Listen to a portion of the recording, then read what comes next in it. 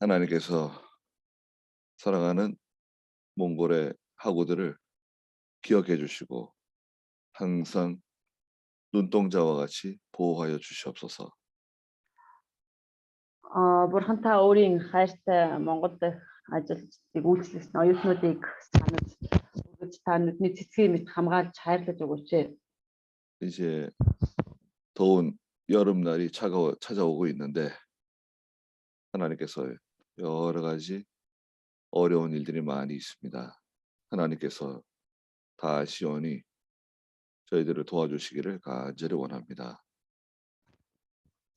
Өрн дулаан цаг ойртон ирж байна. Тэгээд та өнөхөр оюутнуудад маань хэрэгцээтэй хүнд хэцүү асуудал бүх зүйл талбар дээр нь бүх зүйл дээр нь та тусалж өгөөч гэж танаас хүсэж байна. 경제적으로 많은 어려움이 찾아오고 있습니다. Эдийн засгийн хувьд ч гэсэн маш их асуудалтай байгаа. 하나님께서 사랑하는 주의 종들을 지켜주시고 교회를 지켜주시고 성도들을 지켜주시기를 간절히 원하옵나이다. Өнөөдөр бурхан эзэн та өөрийн боолуудыг хамгаалж бас чуулгануудыг нь хамгаалж гэр бүлийг нь хамгаалж өгөөч гэж танаас хүсэж байна. 특별히 건강을 지켜주시고 하나님 섬기는 일에 힘들지 않도록 어렵지 않도록 도와주시옵소서.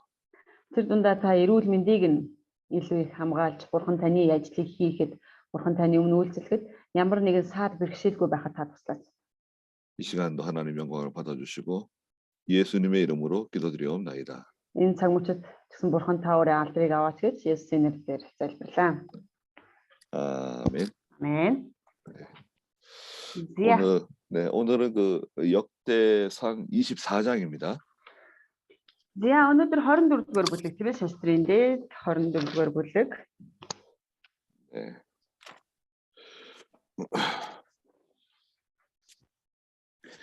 역대상 24장에는 그 하나님의 성전에서 일하는 제사장 반열에 대해서 기록해 놓으셨어요. За 24-р бүлэг дээр маань болохоор ариун асарт, ариун сүмд үйлчлдэг тахилч нарын талаар бичсэн байгаа. 제사장은 24 반열이에요. 24개, 24 반열로 이렇게 구성되어 있습니다. За тэгвэл энэ тахилч нар маань тийм ээ одоо 24 одоо юу гэх вэ? Бүлэг гэх үү тийм ээ одоо ингэж хуваагдсан байгаа. 네. 그래서 이제 1절부터 5절에는 그 어떻게 그 제사장들을 그 하나님의 일을 하는 제사장들을 뽑았는지 설명하시고 계세요.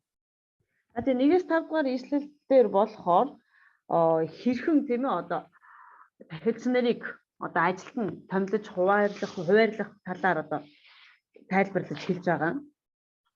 1절부터 5절까지 한번 읽어볼까요?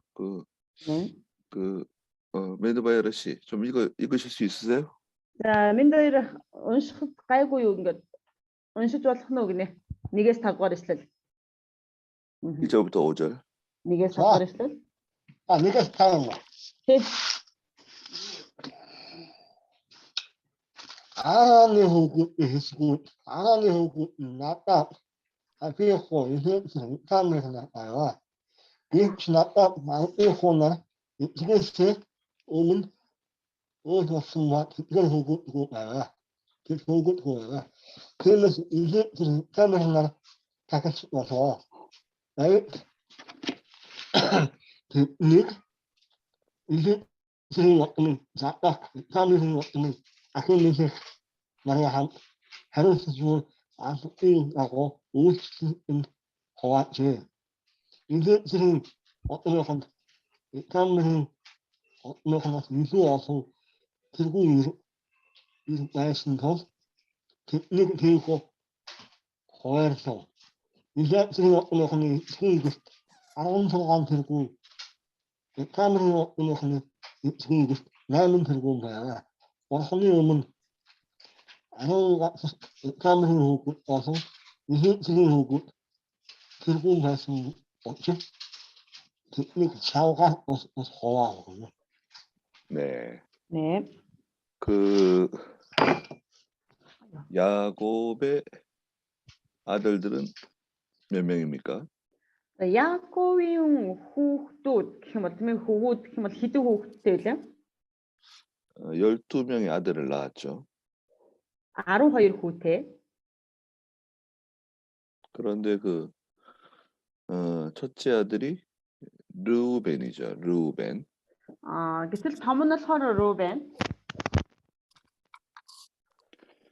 둘째 아들이 누군가요? 시므온? Хоёр дахь нь хэн блэ? Хоёр дахь хүүхэд нь 시므온. 네. 셋째 아들이 누군가요? гурав дахь нь хэн бэ? 레위죠. 레위. Леви. 넷째 아들이 유다죠. За дөрөвдүгээр хүүхэд нь болохоор Юда. 유다. 그리고 요셉은 몇째 아들인가요? За Йосеф хэд хүүхэд нь үлээ? 11번째 아들이죠. 11-р хэн тийм ээ? 11 хүүхэд нь. 네. 막내 아들이 누군가요? За баг нь хэн блэ? 베냐민이죠. 네. Бенамин тийм ээ. 요셉은 장자의 축복을 받았어요. Йосеф харин ууган хүүгийн тэр өрөөлийг нь авсан. 그래서 장자는 두 몫을 받잖아요. Тийм учраас ууган хүн өв өвлөхтөө 2 дахин ихийг бусдаас 2 дахин ихийг авдаг тийм ээ. 요셉의 아들 므낫세와 에브라임이죠. Тэгээд Йосефийн 2 хүүхэд нь Манассе болоод Эфраим. 그런데 누가 형인가요? Гэтэл хэн нь ах нь үлээ? Эфраим Манассе хоёрын? 므낫세가 형이죠. Манассе ах. 근데 네. 하나님께서는 에브라임에게 더 축복을 내려주셨죠. Гэтэл бурхан Эфраимыг илүү ерөөсөн байгаа. 그래서 에브라임과 므낫세 이렇게 부릅니다. Тийм учраас Эфраим болон Манассе гэж дуудагддаг байна. 장자의 축복은 요셉이 받았지만 믿음에 관해서는 유다 지파가 제일 앞섭니다. Ууган хүүгийн өрөөлийг хэдийгээр тийм ээ Йосеф авсан ч гэсэн итгэлийн удмын хувьд харах юм бол Юдагийн удам үргэлжлүүлж явж байгаа. 네.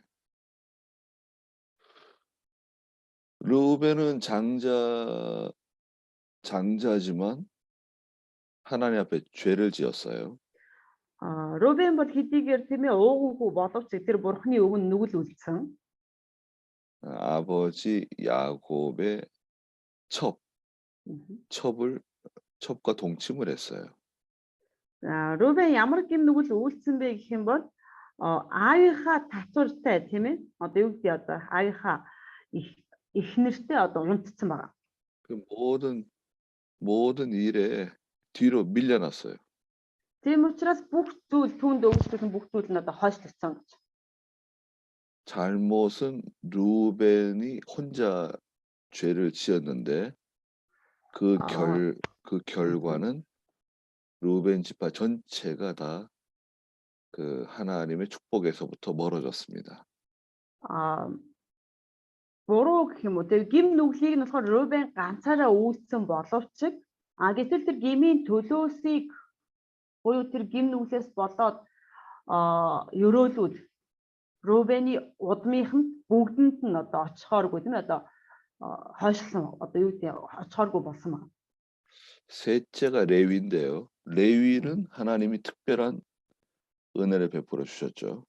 За 3 дахь хүүхэд нь бол Леви тийм ээ. Тэр Левид бол бурхан маш онцгой тэр өрөөлийг өгсөн байгаа Левийн удам. 레위 지파 아론의 계통은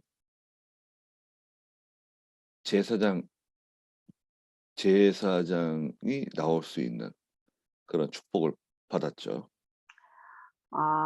Левийн овог буюу тийм ээ Аароны овгоос тахилч нар төрөх ийм одоо өрөөлийг бурхан өгсөн байгаа. 다른 지파 다른 자손에서는 제사장이 나올 수 없어요. Харин өөр бусад овгоос нэмээд тэр бусад овгоос тахилч нар бол төрөхгүй. 하나님이 딱 정해 놓으신 거예요. Бурхан өөрөө ингэж одоо тогтоочихсон байна. 제사장이 되려면 아론의 계통만 될 수 있어요. Тэгвэл тахилч болно гэвэл зөвхөн Аароны удмал тийм ээ Аароны удмал одоо тахилч болж болох нь. 아론은 모세의 형이죠. Аарон бол Мосегийн ах нь. 몇 살이 많죠? 모세 Хэдэн 동생, насаар ах вүлээ Мосе бас 동생보다 3살이 많아요. 3살. ах нь Мосегоос 3 насаар ах байх нь. 모세는 제사장인가요? Тэгвэл Мосе тахилч юм уу? 아니죠. Биш байна тийм ээ. 제사장은 아론의 계통만 될 수 있습니다. За тэгвэл тахилч нь зөвхөн Аароны удмал одоо тахилч болж болно. 그래서 첫 번째 대제사장은 누굽니까? Тэгвэл хамгийн анхны тэргүүн тахилч хэн бэ? 아론입니다. Мэдээж Аарон байх нь. 대제사장은 이스라엘 백성 전체 중에 딱 한 사람이에요. Тэргүүн тахилч гэдэг хүн бол ерөөсөө Израилийн ард түмэн дундаас тийм ээ. Ерөөс цор ганц байдаг нэгэн. 근데 대제사장은 사람이니까요. 살다가 늙어지고 병들게 되면 죽죠. Гэтэл тэргүүн тахилч тийм ээ хэдийгээр тэргүүн тахилч боловч тэр хүн уучраас хөгшрөөд эсвэл өвчин тусаад эсвэл ямар нэг байдлаар тэр үхдэг тийм ээ үхэн. 대제사장이 죽으면 그다음에 어떻게 하죠? За тэгвэл тэргүүн тахилч үхэх юм бол яах вэ? 그러면 제사장들 중에 제일 나이가 많은 사람을 대제사장으로 또 세워요. За тэгээд тэр тахилч нар дундаас хамгийн одоо ахмиг настай, өндөр настай хүнийг тэргүүн тахилч болгож одоо сонгодог байх. 그래서 인간 대제사장은 죽게 돼 있어요. Тийм учраас нөгөө нэг хүн махан биеэр тийм ээ одоо тэр тахилч тэргүүн тахилч байгаа тэр цорын ганц хилэгдэж байгаа тэр тэргүүн тахилч маань үхдэг. Хизээ нэгэн цаг үхдэг. 근데 하나님께서는 우리에게 영원한 대제사장을 주신다고 말씀하셨죠. Гэтэл бурхан биднэрт мөнхийн тэргүүн тахилчийг өгнө гэсэн тийм ээ. 영원한 대제사장은 누구신가요? Тэгвэл энэ мөнхийн тэргүүн тахилч нь хин юм бэ? 히브리서 7장에 보면 Еврей 7 дугаар бүлэг дээр харах юм бол 예수 그리스도가 너희의 영원한 대제사장이시다. Есүс Христос та нарын мөнхийн тэргүүн тахилч мөн гэсэн байна. 그리고 또 인간 제사장은 사람이다 보니까 죄를 지어요. Гэтэл нөгөө нэг хүн махан биеэрээ байгаа тийм тэр хүн тэргүүн тахилч тийм ээ. Хүн гэдэг тэр тэргүүн тахилч бол гим нүгэл бас үйлддэг. 여기 24 지금 역대상 24장 1절과 2절에도 그 내용이 기록되어져 있는데요. За тэгээд саяхан уншсан шаштрын дээдийн 24-ийн 1-2 дугаар ишлэлдэр бол тийм агуулга бичигдсэн байгаа тийм ээ. 아론의 아들들은 4명이었다. Аарон уг нь 4 хүүтэй байсан. 나답과 아비후, 엘르아살, 이다말. За тэгээд түүний хөвгүүд нь гэвэл Надаб, Абиху, Илиазар, Итамар гэж. 그런데 사건이 생겼죠. Гэтэл цэцэг үйл явдал болдог. 레위기 10장에 나오는데요. Левигийн 10 дугаар бүлэг дээр гардаг. 나답과 첫째 아들 나답과 둘째 아들 아비후가 하나님께 제사 드릴 때 다른 불을 드리다가 죽었어요. За Надаб болоод Абиху хоёр дахил өргөхдөө, бурхны өмнө дахил өргөхдөө өөр галыг ашигласнаас болоод тэр хоёр одоо үхдэг байгаа тийм ээ. 제사 드리다가 하나님 제사 드리는 중에 하나님께서 나답과 아비후를 쳐서 죽여버렸어요. Дахил өргөж байхад бурхан Надаб болоод Абиху хоёрыг одоо ингэ алдаг байгаа. Өхүүлдэг.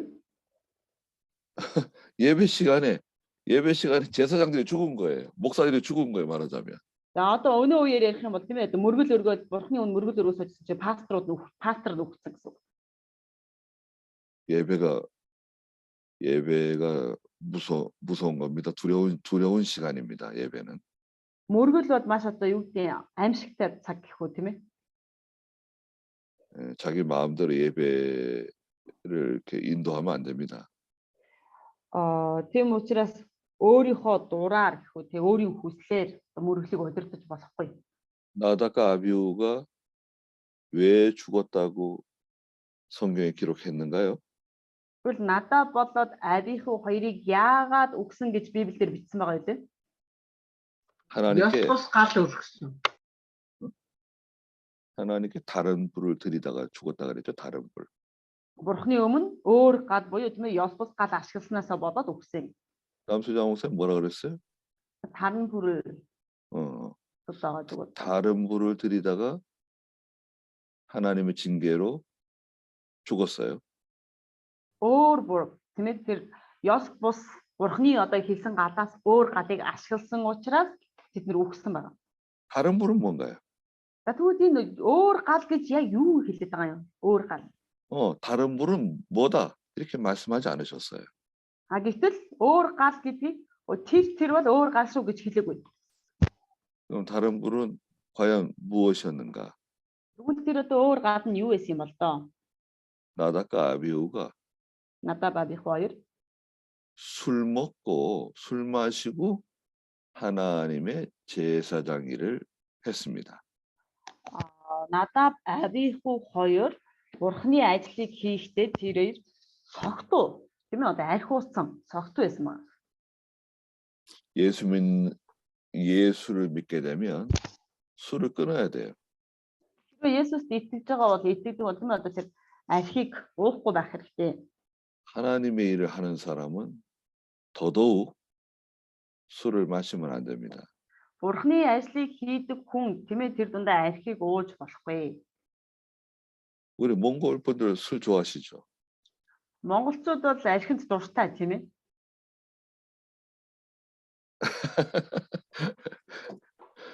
우리 한국 사람들 술을 엄청나게 많이 먹습니다. Манай солонгос хүмүүс ч гэсэн архи одоо маш их уудаг.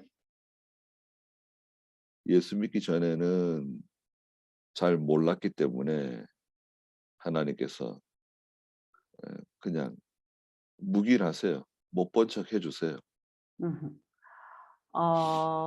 Есүст итгэхээс өмнө бол тийм ээ бурхан бол мэдээгүй юм шиг ч юм ээ одоо мэдэхгүй юм шиг өмөрч явдаг. 예수 믿고 난 다음에는 술 끊어야 됩니다. Харин Есүст итгэснийхаа дараа тэр архинаас гарах хэрэгтэй. 술 취하면은 정신이 똑바르지 않잖아요. Архинд цогтуурах юм бол цогцсон бол тийм ээ тэр эрүүл ухаантай байж чадахгүй. 네. 하나님께서 술 취해가지고 하나님의 성전에서 일하고 있던 나답과 아비후를 죽이신 거예요.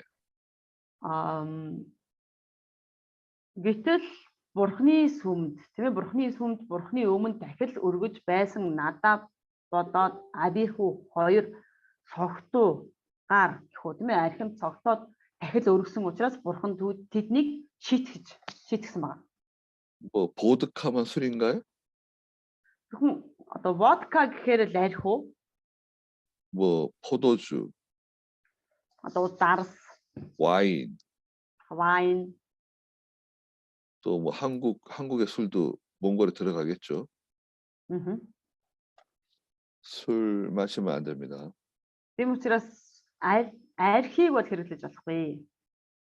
맥주는 마셔도 되는가요? 맥주? Тэгвэл пиав болох юм болов уу? 맥주도 마시면 안 됩니다. Пиав ч гэсэн болохгүй. 알코올 성분이 있는 거는 마시면 안 돼요. Архины гэх гараацтай зүйлийг бол ер нь бол спиртийн холцтой зүйл бол ашиглаж юусоо болохгүй. Гарацтай зүйлсийг. 아, 나는 술은 죽어도 끊을 수가 없다. Би ястаа нэр өвчээсэн ч баг энэ ашигнаас гарч чадахгүй юм байна уу? 하나님이 하면 안 돼요. Хэрвээ тэгж бодож байгаа бол бурхны ажлыг хийж болохгүй. 예, 잘못하면 하나님께 징계받을 수 있어요. Хэрвээ буруу замаар явах юм бол хөдөлмөр тэр бурхны өмнө шийтгэх болно. 그리고 교인들한테 술 마시지 말라고 말할 수 있어요? Хэрвээ тийх юм бол нөгөө итгэгч нартай тийм ээ аль хууз болохгүй гэж хэлэх үү? Хэлж чадах уу? 아니, 목사님도 술 마시잖아요. Нөгөө пастраа та ч гэсэн аль хуузчтэй гэдэг. 목사님도 담배 피고, Пастор нь ч гэсэн тамхи татаад, 목사님도 음행하고. пастор нь гэсэн завхаараад. 그럼 말 못해요. Хэрвээ өөрөө ийм байх юм бол юу ч хэлж чадахгүй тийм ээ. 믿음으로 살아야 된다. Итгэлээр амьдрах хэрэгтэй. 하나님을 두려워해야 된다. Бурханаас айж имээдэг байх хэрэгтэй. 경건하게 살아야 된다. Илүү их тэр бурханлаг байдлаар амьдрах хэрэгтэй. 그런 말을 할 수 없게 돼요. Хэрвээ өөрөө тийм биш бол ингэж ярьж чадахгүй. 하나님을 해서는 안 됩니다. Хэрвээ тийм бол тэр хүн бурхны ажлыг хийж болохгүй. 그래서 나답과 아비후가 하나님께 제사하다가 그만 죽고 말았죠. Гэтэл надад бодоод Абиху хоёр бурхны өмнө тийм ээ ингэж цогтуугаар юу яаж агаад дахил өргснөөсөө болоод өгсөн. 그래서 네 아들 중에 첫째하고 둘째가 죽고 셋째하고 넷째만 남았어요. За гэтэл тэр Аароны дөрвөн хүүгүүдээс тийм ээ хоёр том нь нас бараад хоёр баг нь үлдсэн. 2절에 보니까 나답과 아비후가 아버지보다 먼저 죽었다 그랬습니다. За тэгээд 2 дугаар ишлэлээр харах юм бол гэвч Надаб Абиху нар эцгээс өмнө нас барч гисэн байна. 아들이 없이 죽었대요. Үр хүүхэдгүй байв гэсэн байна. Үр хүүхэдгүй байсан байна. 그래서 셋째 엘르아살과 넷째 이다말이 제사장의 직분을 수행했습니다. За тийм учраас хоёр том нь нас барсан учраас Элиазар, Итамар нар тахилч нар болон үйлчлэл өгсөн байна. 하나님의 일을 하는 사람은 모든 면에 조심해야 됩니다. Бурхны ажлыг хийдэг хүн бол ямар ч нөхцөлд болгоомжтой байх хэрэгтэй. 가정에서도 조심해야 돼요. Гэр бүлдээс тэр болгоомжтой байх хэрэгтэй. 가정에서도 가족들로부터 존경을 받아야 됩니다.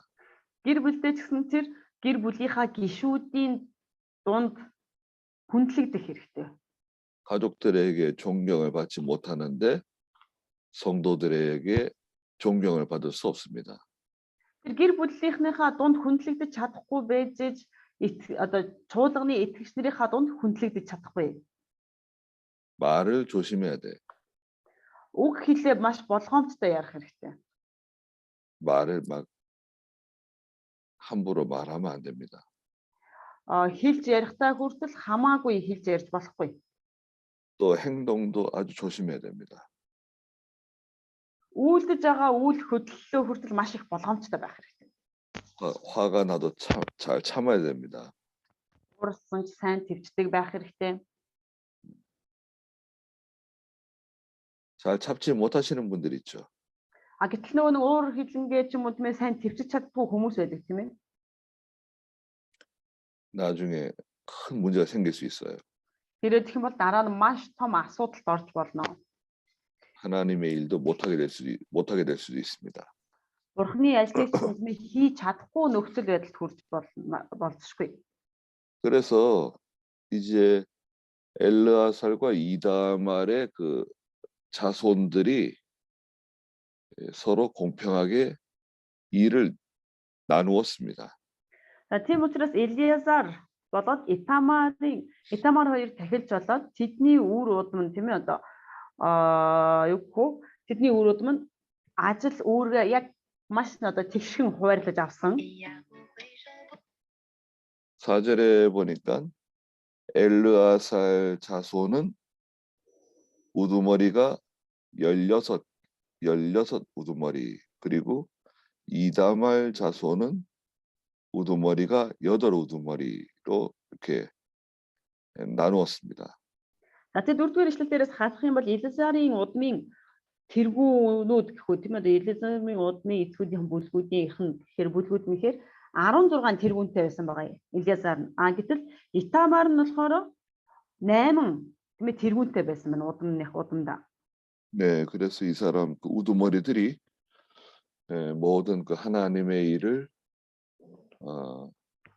지도하는 거예요. 교회 그 하나님의 성전에서 하는 모든 일들을 지도하는 그런 지도자 역할을 감당했습니다. За тэгээд энэ тэргүүнүүд тийм ээ ариун сүмийн асарт гэхүү ариун сүмд тийм ээ одоо ямар ажлыг хийж удирдах одоо заахад одоо чиглүүлэх одоо тэр үүрэг гүйцэтгэж байсан байгаа. 5절 마지막에 보니까 이렇게 공평하게 나누었다 이렇게 말하고 있어요. За тэгээд 5 дугаар ишлэлийн төгсгөл хэсгээр харах юм бол энэ тэнцүү шодож хуваав гэсэн байгаа. Энэ тэнцүү шодож хуваав гэсэн. 그래서 하나님이 일할 때도 그 모든 일을 공정하게 하셔야 됩니다. 교회에서 하는 일을 공정하게 하셔야 됩니다. Тийм учраас Бурхны ажлыг хийхдээ тийм ээ чуулганд хийгдэж байгаа ажлууд бүгднийг одоо зөв шудраг одоо хийх хэрэгтэй. 공정하지 않으면 마귀가 시험해요. Шудраг бус байх юм бол сатан одоо сорих болно. 자, 그러면 여기서 질문이 하나 생길 수 있죠. Хэрвээ тийм одоо эндээс бас нэг асуулт гарч болно тийм ээ. 레위 지파 안에 아론만 있는 게 아니잖아요. Гэтэл Левигийн овог дотор зөвхөн 10 байдаг биш тийм үү?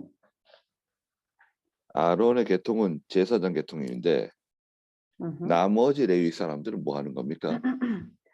Аароны овгийнх нь Леви дотор Аароны удам болохоор тахилчийн үүрэг гүйцэтгэдэг. Гэтэл Аароноос гадна тэр Левийн удам бусад хүмүүс байж тээ тийм ээ. Энэ хүмүүс яах юм бэ? Энэ хүмүүс юу хийх юм бэ? 레위 사람들이라 그러는데요.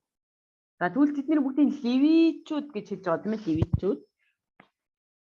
이 사람들은 아론의 계통을 제사장들을 도와주는 일을 하는 사람들이에요. Тэгвэл энэ Аароны удам буюу тийм ээ тэр тэргүүн тахилч нарт туслах үүргийг тэр үлдсэн Левичүүд өгсөн байна. Туслах үүргийг өгсөн байна. 지난주에도 말씀드렸죠. Өнгөрсөн 7 хоногт ч гэсэн хэлсэн байгаа. 그 23장 28절 23-ийн 28 дугаар ишлэл. 23장 28절은 중요한 성경입니다. 23-ийн 28 дугаар ишлэл маань маш их чухал ишлэл байгаа. 세기 씨 한번 읽어 주시겠어요? 네. Тэдний үүрэг нь эзний өргөөний үйлчлэлд хаашаа өрөөнүүд болон бүх ариун зүйлсийг цэвэрлэхэд буюу Бурхны өргөөний үйлчлэлийн ажилд Аароны хөвгүүдэд туслах болон 그 앞에 27절에서는 20세 이상 된 레위 자손이라고 말씀하셨어요. За тэгэд 27 дугаар ишлэл дээр нь юу хэлсэн бэ гэх юм бол 20 настай болон түүнээс дээш насны Левийн хөвгүүд гэж байгаа. 20세부터 50세까지 하나님의 성전에서 일할 수 있어요. 20-аас 50 нас хүртэл тиймээ тэр одоо насны хүмүүс Бурхны сүмд ариун сүмд одоо үйлчлэх боломжтой. 너무 어리면 안 돼요. Бас хит балцар жоохон байж болохгүй байх юм тийм ээ. 나도 레위 사람입니다. Би ч Леви хүн. 너무 어리게 되면 Гэтэл хит залуухан байх юм бол 실수할 수 있어요. тэр хүн мэ алдаа гаргаж болно магадгүй. 또 이렇게 혈기를 부릴 수 있어요. Эсвэл хит төдмээ түргэн авира гаргаж болцсохгүй. 하나님의 일은 그렇게 해서는 안 됩니다. Харин Бурхны ажлыг бол тэгж хийж болохгүй. 또 나이가 많으면 어떻게 될까요? За хит хөгшөрчүүл яах вэ? 50-аас дээш одоо дэрвэл 나이가 많게 되면 또 잘못된 판단을 할 수도 있죠. Хэд настай болоод хөгсрөөд ирэх юм бол магадгүй буруу шийдвэр тийм ээ одоо гаргах магадлалтай. 오늘날에는 하나님의 일을 하려면 나이가 몇 살쯤 돼야지 하나님의 일을 할 수 있나요? Тэгвэл өнөө орчин үед хэд орчим насны хүн байж тийм хэд орчим настай байж тэр хүн Бурхны ажлыг хийж болох вэ? 제 생각에는 적어도 한 25살, 27살쯤 돼야지 하나님의 일을 시작할 수 있지 않을까 그런 생각이 드네요. Зүгээр миний бодлоор шүү тийм ээ. Миний бодлоор бол нэг 20-с 27 настай байх, биш 25-аас 27 настай байх юм бол Бурхны ажлыг хийхээр эхэлж болох байхаа гэсэн бодол төрж байна. 그리고 요즘 몇 살쯤 되면은 나이가 많아서 일을 못 한다고 말할 수 있을까요? Тэгвэл Бурхны ажлыг за хийж чадхаа болсон нас гэж үзэх юм бол өндөр нас гэж үзэх юм бол хэд орчим нас гэж бодож байна? 몽골분들 60세. 60세. Аа. 60세는 젊지 않나요? 60 гэвэл арай залуу хүн биш үү? 60은 너무 몽골에서는 남자가 60세 되면 은퇴하고 그런 거예요. 여자가 55세 은퇴하고 그러니까. 한국도 60세가 은퇴예요. 살롱스는 ерөнхийдөө 60 нас хүрэх юм бол тэтгэврт гарцгаад байдаг. 근데 은퇴해도 다 일을 다 해요. Гэхдээ хичнээн одоо юу гэдэг 60 нас хүрээд тэр тэтгэврт гарсан ч гэсэн ажиллаа хийхээр байдаг хүмүүс байдаг тийм ээ. 60부터 시작한대요. 요즘 말이 그래요. 인생은 60부터 시작한다. Гэтэл сүүлийн үед юу гэж хэлж байна вэ гэхээр амьдрал 60 наснаас эхэлнэ гэдэг болсон байна. 그러면은 이제 앞으로 100살 살 수 있대요. Ирээдүйд бол цаашдаа тийм ээ одоо 100 хүртэл наслах хангалттай насалж бод чадна гэж хэлж байгаа. Үздэг болсон байгаа. 죽고 싶어도 못 죽어요. Үхмээрээс нь ч үхэж чадахгүй. 병원에 데려가죠. 치료해주고 수술해주고 약 주고 이렇게 해가지고 사람들이 오래 살게 됩니다. Биеийн жоохон асуудалтай болоод ирэнгүүт тийм ээ эмнэлэг авч яваад эмчлүүлээд сайн им уулгаад эсвэл хагалгаанд оруулаад ингээд нөгөө хүний чинь урт наслуулаад байх боломжтой болсон. 몽골도 이제 점점 오래 사시게 될 거예요. Монголд ч гэсэн магадгүй Аазмаар тийм ээ тэр наслалтын дундаж наслалтын одоо хэмжээ өсөх байхаа. 여기 뭐 요즘 80세, 90세는 굉장히 많이 볼 수 있어요. 70 биш 80 гарсан 90 нас 90 хүрч яваа хүмүүсийг одоо өнөө үед бол маш их эн тэндээс харж чадна тийм ээ. 그래서 나이 많다고 저 뒤에 제껴 놓으면은 되게 싫어합니다. Тэгээ нөгөө хүмүүсийн чинь энэ настай хүмүүс шүү гэж одоо ажлаас хойш ингээд суулгаад түлхээд байх юм бол нөгөө хүмүүст мань таагүй. 근데 성경에서는 20세부터 50세까지만 레위 사람들이 일할 수 있다. 딱 정해 놓으셨어요, 하나님께서. Гэтэл бурхан Библиэлд хэлсэн байна тийм ээ. 20-с 50 насны хүн бол бурханы ажилд тусалж болно гэж хэлсэн. 레위 사람들은 오늘날로 말하자면 교회의 장로 집사입니다. Тэгвэл энэ одоо ливичүүд гэж хэлэгдэж байгаа ливи овгийн хүмүүс өнөөгийн үед орчин цагийн үед ямар хүмүүсийг ливи овгийн хүмүүстэй одоо адилах гэж болох вэ гэмээр чуулганы удирдах зөвлөл буюу чуулганы ахлагч удирдагч тийм ээ бас үйлчлэгч нар энэ хүмүүс одоо орох нэ. 제사장은 아니에요. Тахилч бол биш шүү тахилч бол. 근데 하나님의 성전에서 제사장을 여기 28절에 보니까 아론의 자손을 23장 28절에 아론의 자손을 도와주는 일을 한다 그랬잖아요. За гэтэл 23-ын 28 дээр хэлсэн тийм ээ. Энэ ливичүүд ямар ажил хийх вэ гэхээр Аароны хөвгүүдэд туслах болон гэсэн маа туслана гэж байна.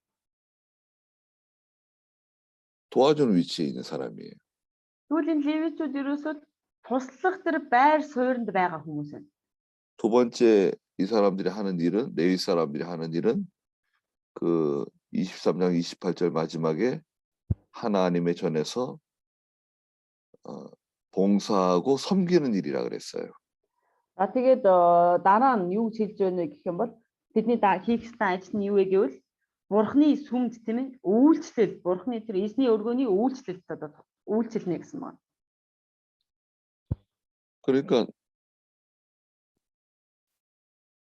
교회에서 봉사하는 일, 청소도 하고 주방 일도 하고 또 섬기는 일, 또 이런 일 저런 일, 예, 열심히 잘 섬기는 일을 하는 것이 레위 사람들의 해야 할 일이에요. Тийм учраас чуулганы тийм ээ одоо чуулганд үйлчлэх ажил одоо янз янзын үйлчлэл байна шүү дээ тийм ээ цэвэрлэн үү, нааш тааш бодго нууц хэвчэлнүүд мэ энэ бүх үйлчлэл ерөөсөө левичүүдийн хийх ёстой ажил бид нэр үйлчлэх ажил байна. 그런데 어떤 장로나 어떤 집사는 교회에서 자기가 교회를 주장하고 목사님을 자기가 주장하려고 그러고 또 자기가 교회에서 대장인 것처럼 그렇게 행동하는 사람들도 있습니다. Гэтэл одоо юу гэдэг нь өнөө үед ингээ харах юм бол энэ чуулганы нөгөө үйлчлэл чуулганд үйлчлэх ёстой хүмүүс маань одоо өөрсдийнхөө үүргийг мартаад үйлчлэж байх ёстой байр суурьнаасаа илүүтэйгээр чуулганыг баг ингээд эзэгнэж аваад тийм ээ одоо захирах гад баг л одоо пастрыг хүртэл зааж өгчих гээд нэг тийм пастор хүртэл заачих гэсэн ийм одоо бодолтой болцсон одоо ахлагч нар зөндөө байгаа. 그거는 큰 문제를 일으키는 경우가 있어요. Үүнээсээ болоод тийм ээ тэр хүмүүс маш том асуудал унсан гэх үү одоо асуудал үүсгэсэн тохиолдол байгаа. 레위 지파 사람들은 제사장을 도와주는 위치, 두 번째는 봉사하고 섬기는 위치에 거기 딱 그 자리를 자기 자리를 지켜야 돼요. Тэгвэл энэ левичүүд нэгдүгээрх нь болохоор яах вэ гэхээр 11 хүүгүүдэд туслах ёстой гэсэн тийм үү. Хоёрдугаарт нь болохоор яах вэ гэвэл эзний өргөний үйлчлэл зориулагдсан тийм үү. Үйлчлэл одоо туслах үйлчлэлийг хийх байр суурин дээр байгаа учраас бид нэр өөрсдийн байх ёстой байр сууриа хадгалж хамгаалж одоо тэр байр суурьндаа үйлчлэх хэрэгтэй. 그래서 이제 엘르아살의 16 우두머리, 이다말의 8 우두머리 합치면 얼마인가요? Тэгвэл эндээс харах юм бол Элизарын тэргүүн гэсэн Элизарын удмын одоо тэргүүд нь болохоор 16 тэргүүн гэсэн тийм ээ. Харин Итамарих болохоор 8 тэргүүн гэсэн байна. Тэгвэл эдгээр нийлээд хэд болох вэ? 그러면 24죠. 24 одоо тэргүүн байна тийм ээ. 이게 24 반열이라 그래요. 24 반열. Тэгээд энийг болохоор 24 одоо тэргүүн гэхүү одоо байгаа. 그래서 이제 6절부터 19절까지 그 24 반열, 예, 반열이 몽골 말로 뭐래? 반열이 지금 몽골어로 тэргүүн. 테르궁? 그 무슨 뜻인가요, 그거는? 그거는 뭐라고 할까요? 순서? 아? 순서? 반열. 저기 있잖아요. 그래서 24개의 그 순서대로 그 돌아가는 거예요. 24 그 뭐 지금으로 말하면 뭐 팀이라고 할 수 있나? 그룹이라고 해야 되나? 네. 그래서 6절부터 19절까지 우리 앵커바이러 씨. За 6-аас 19-р ишлэл энэ болохоор 24 одоо тэр овгууд биш нөгөө тэргүүлэгч байгаа тийм ээ. Тэр тэргүүлэгч нарыг 24 одоо хэсэгт хувааж байгаа. Үйлчлэлд хуваасан одоо тэр одоо баг гэхүү одоо үйлчлэл ямар ч сан хуваасан тухай гарч байгаа. Энэ хоёр их уншаарай.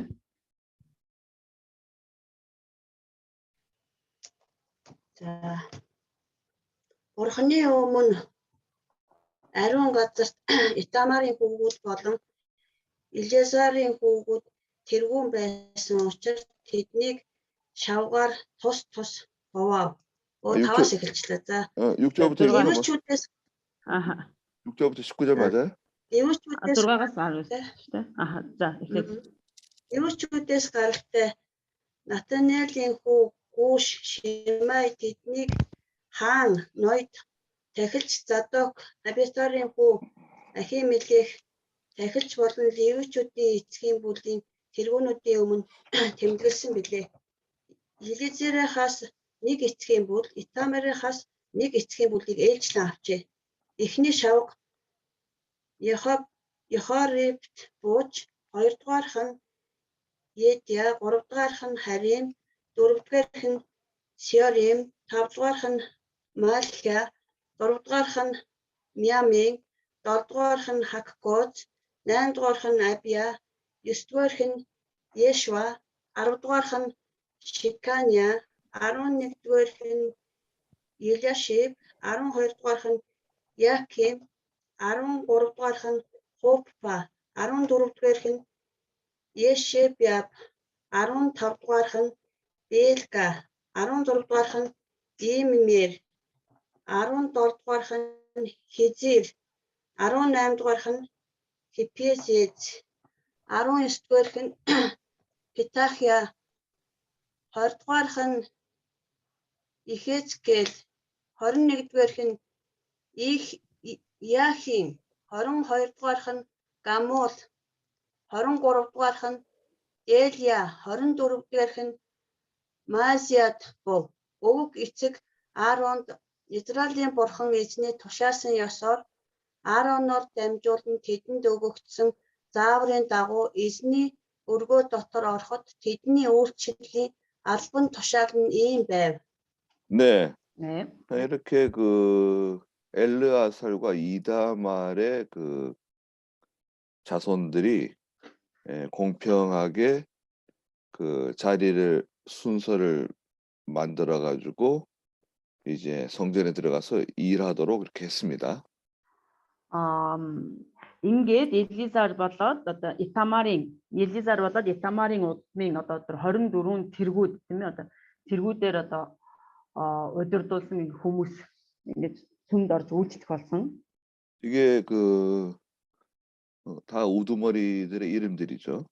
За одоо сая энэ дээр гарсан нэрүүд болохоор дандаа зүгээр тэргүүлэгчдийн нэр тийм ээ.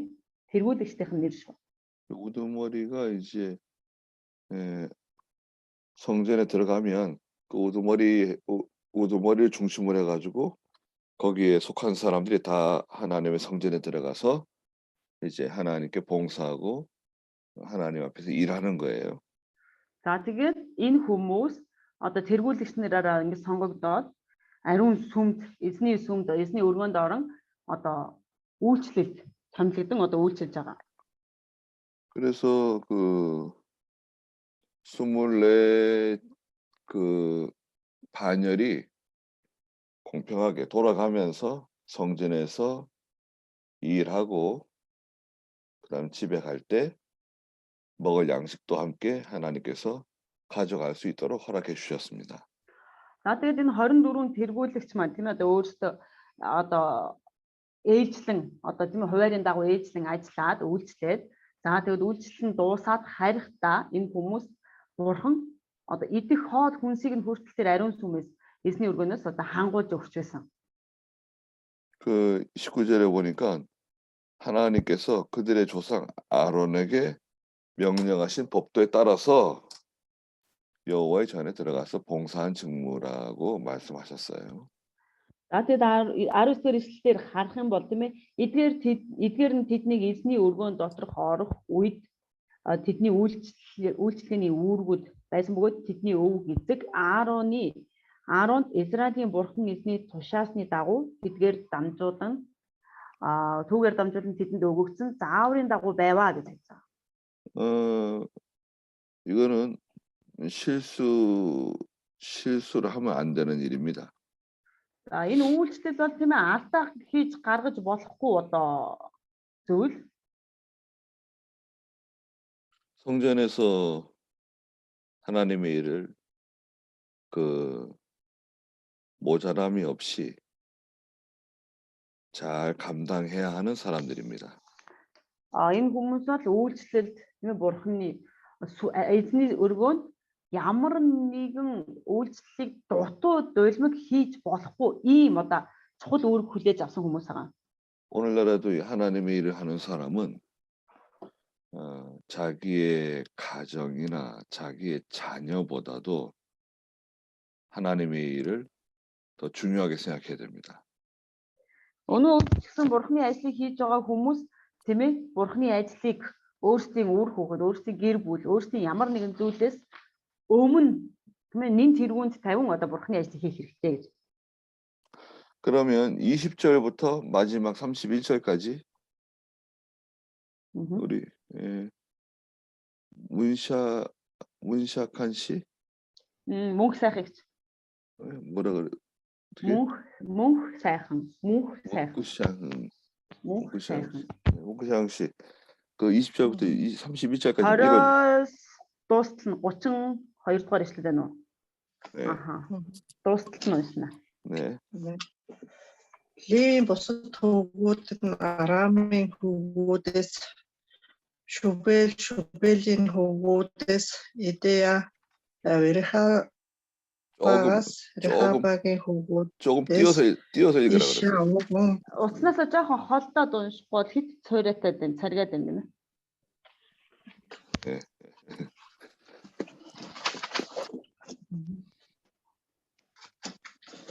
Ууган болоо. Изехарчуудаас Шиламотын хүүгүүдээс Ихат байв. Хеброны хүүгүүдээс Ирея ууган нь 2 дугаар хам, Амария 3 дугаар хам, Изехарил 4 дугаар хам, Камин юм. Узелийн хүүгүүдээс Мекагийн хүүгүүдээс Шамер болоо. Мекагийн дүү Ишагийн хүүгүүдээс Захира байв. Мерарын хүүгүүдээс Махли Муши нар болоо. Исагийн хүүгүүдээс Бино байв. Мерарын хүүгүүдээс Изагар, Бино, Шахам, Закур, Ибри нар байв. Махлигаар Элисар бөгөөд тэрбэр хүүгүүдгүй байв. Кишийн хүүгүүд Ирхемел байв. Мушийн хүүгүүдээс Махли, Идир, Ремот нар байв. Эцгийнхээ гэрийн дагуу Левийн хүүгүүд болоо. Эд ч бас Давид хаан Задекой Ахимелех дахилч болон Левчүүдийн эцгийн бүлийн тэргүүнүүдийн өмнө өөрсдийн ах дүүс Аароны хүүгүүдийн нэгэн адил буюу эцгийн бүлийн тэргүүнч бай дүүнэрнч бай бүгд адил шавх хайжээ. 아멘. 네. 네. 여기에 나온 사람들은 이제 그 레위 사람들이죠, 다들. За энэ дээр гарч байгаа хүмүүс бүгдээрээ левичүүд тийм ээ. 제사장을 도와주는 위치에 있는 사람들입니다. Энэ хүмүүс бол бүгдээрээ тэр тахилч нарт туслах тэр байр суурьнд байгаа хүмүүс. 그래서 그 하나님의 교회는 그 높은 사람, 낮은 사람이 있는 게 아닙니다. Тийм учраас ер нь бол бурхны чуулганд бол тийм ээ өндөр эрх мэдэлтэй хүн эсвэл одоо дорд хүн гэсэн ялгуур бол байхгүй. 뭐 평신도보다는 집사님이 높은 사람, 집사님보다는 장로님이 높은 사람, 장로님보다는 목사님이 높은 사람 그렇지 않다는 거죠. Энгийн итгэгчийг бодвол үйлчлэгч тийм ээ одоо юу гэдэг өндөр эрх мэдэлтэй. За үйлчлэгчийг бодвол одоо ахлагч өндөр эрх мэдэлтэй, ахлагчийг бодвол удирдах зөвлөл тэргүүн тийм ээ одоо удирдах зөвлөлийн өндөр эрх мэдэлтэй. За удирдах зөвлөлийг бодвол пастор өндөр эрх мэдэлтэй гэж. Ийм дэс дараасан эрх мэдэл гэдэг зүйл чуулганд байхгүй. 다 자기 위치가 있어요. Гэхдээ зүгээр өөрсдийн байр суурь гэдэг зүйл байгаа. 성도는 성도의 위치, 집사는 집사의 위치, 장로, 목사 다 자기 위치가 있어요. Итгэгч хүнийхээ байр суурийг хадгалж ахлагч нар тийм ээ ахлагчийн байр суурийг хадгалж нөгөө удирдах зөвлөлийнхөө байр суурин дээр байж пастор хүн гэсэн өөрийн байр суурьндаа байх ёстой. 제사장이 되는 사람은 제사장의 일만 잘하면 돼요. Тахилчийн үүргийг хүлээж авсан хэн нэгэн байх бол тэр хүн зөвхөн тахилчийнхаа ажлыг л сайн хийж биелүүлэхэд болно. 또 하나님의 일을 하는 사람은 하나님의 일만 잘하면 되는 겁니다. Харин бурхны ажлыг хийх ёстой тэр байр суурин дээр байгаа хүн бол тэр хүн бурхныхаа ажлыг сайн хийхэд болно. 그리고 레위 사람은 레위 사람 자기가 맡은 일을 잘하면 되는 거예요. Тэгвэл левицүүдийн хувьд юу хийх ёстой юм бэ гэх юм бол тэр хүн өөрт нь ямар ажил хариуцуулж өгсөн байна вэ тийм ээ? Ямар ажил хариуцж авсан байна? Хариуцсныгаа сайн хийгээд явахд болох нь. 레위 사람을 무시하면 될까요? Тэгвэл энэ леви хүмүүсийг бид нэр бас дорд үзэж болох уу? 무시하면 안 되죠. Болохгүй тийм ээ? 또 레위 사람은 제사장을 무시하면 되나요? Тэгсэн энэ левичүүд тахилчнаа тийм ээ одоо дорд үзэж болох уу? 그러면 또 하나님의 일이 안 됩니다. Болохгүй тийм ээ? Хэрвээ тэгэх юм бол бурхны ажил цаад болгоно. 여기에는 질서가 있어요. 질서.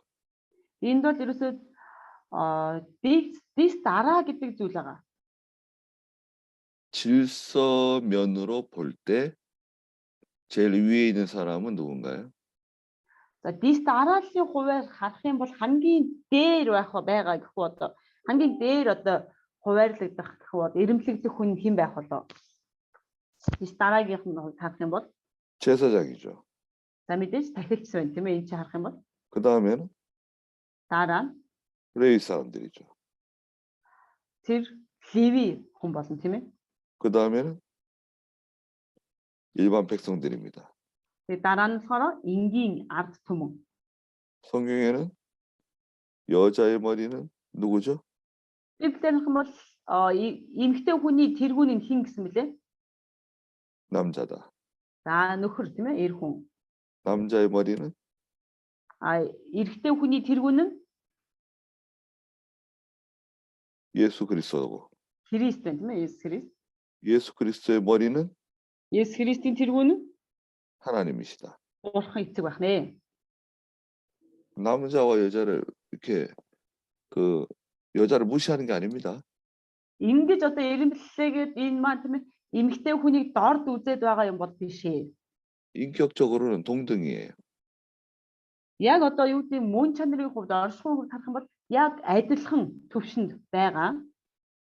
목사도 마찬가지입니다. Пастор ч гэсэн адилхан. 강단에서 내려오면 겸손해야 돼요. Тэр хүн энэ дээрээс бууж ирсэн л бол даруй байх хэрэгтэй. 그래서 나이가 많은 사람에게는 존댓말을 하고 이렇게 겸손하게 행동해야 됩니다. За тэгээд энэ дээрээс бууж ирсэн бол тэр хүн даруй байх хэрэгтэй бөгөөд одоо өөрөөс нь ахмын настай хүн байх юм бол тэр хүмүүсийг хүндлэж тэр хүмүүстэй ярилцдаг байх хэрэгтэй. 내가 목사니까 내 말 다 들어라 이렇게 Өө би пастор юм чинь та нар миний үгийг сонсвол тийм. 그건 잘못하는 겁니다. Ингэж харьцаж байх юм бол ингэж аалж явах юм бол тэр хүн одоо алдаа гаргаж байна гэж. 하나님의 귀한 종이 되면 될수록 성도들은 더 그분을 존경하게 됩니다. Эзний одоо эрхэм гэхүү эзний тэр боол байх тусмаа тэр хүн улам илүү бусдыг тэр хүндэлдэг байх хэрэгтэй. 여기 여러 사람들의 이름이 나왔습니다. Энд одоо олон хүмүүсийн нэр гарч байна тийм ээ. 이들은 31절에 있는 것처럼 아론처럼 다윗 왕과 사독 아히멜렉과 제사장 레위 우두머리 앞에서 제비를 뽑아가지고 마다들의 가문이든지 막내의 가문이든지 공평하게 뽑았다 그랬습니다. За тэгээд энэ дээр 31-р эшлэл дээр харах юм бол юу гэж байна вэ гэх юм бол Идч бас тэдний төрөл садан бол Аароны хөвгүүдийн адилаар Давид хаан, Задок, Абимелех захирагч нар болон левичүүдийн эцгүүдийн бүлгүүдийн тэргүүнүүдийн өмнө шоджээ эцгүүдийн бүлгийн тэргүүлэгч бай. Түүний дүү нараас ч бай. Бүгд адил шодсон гэж байгаа. Адил шодсон. 네. 공평하게 하나님의 일을 맡기셔야 됩니다. Тийм учраас Бурхны ажлыг тийм ээ хүнд хариуцуулж даалгаж өгөхөөр бүгднийг нь шударгаар тэгш тийм одоо шударгаар хуваарлах хэрэгтэй. 교회 안에서는 내 편, 네 편 이런 게 있으면 안 돼요. Чуулган дотор бол миний тал тийм ээ энэ манай тал биш гэж талцаж өрөөсөө болохгүй. 아, 저 사람은 목사님 편이다. Тэр хүн чинь пастрын тал шүү дээ. 아, 저 사람은 누구 장로님 편이다. Энэ чинь тэр ахлагчийн тал. 어느 쪽에 가서 서면은 더 유리한가? Би аль талд нь зогсвол надад илүү өгөөжтэй ашигтай байх болоо. 그건 교회가 아닙니다. Хэрвээ ингэж үзэж байгаа бол энэ бол чуулган биш ээ. 그래서 이제 하나님께서 요한계시록에 보면은 24 반열이 나오는데요. Илчлэлт ном дээр харах юм бол энэ 24 тэргүүнтэй 24 ингэж хэсэг бүлгүүд гарч ирж байгаа.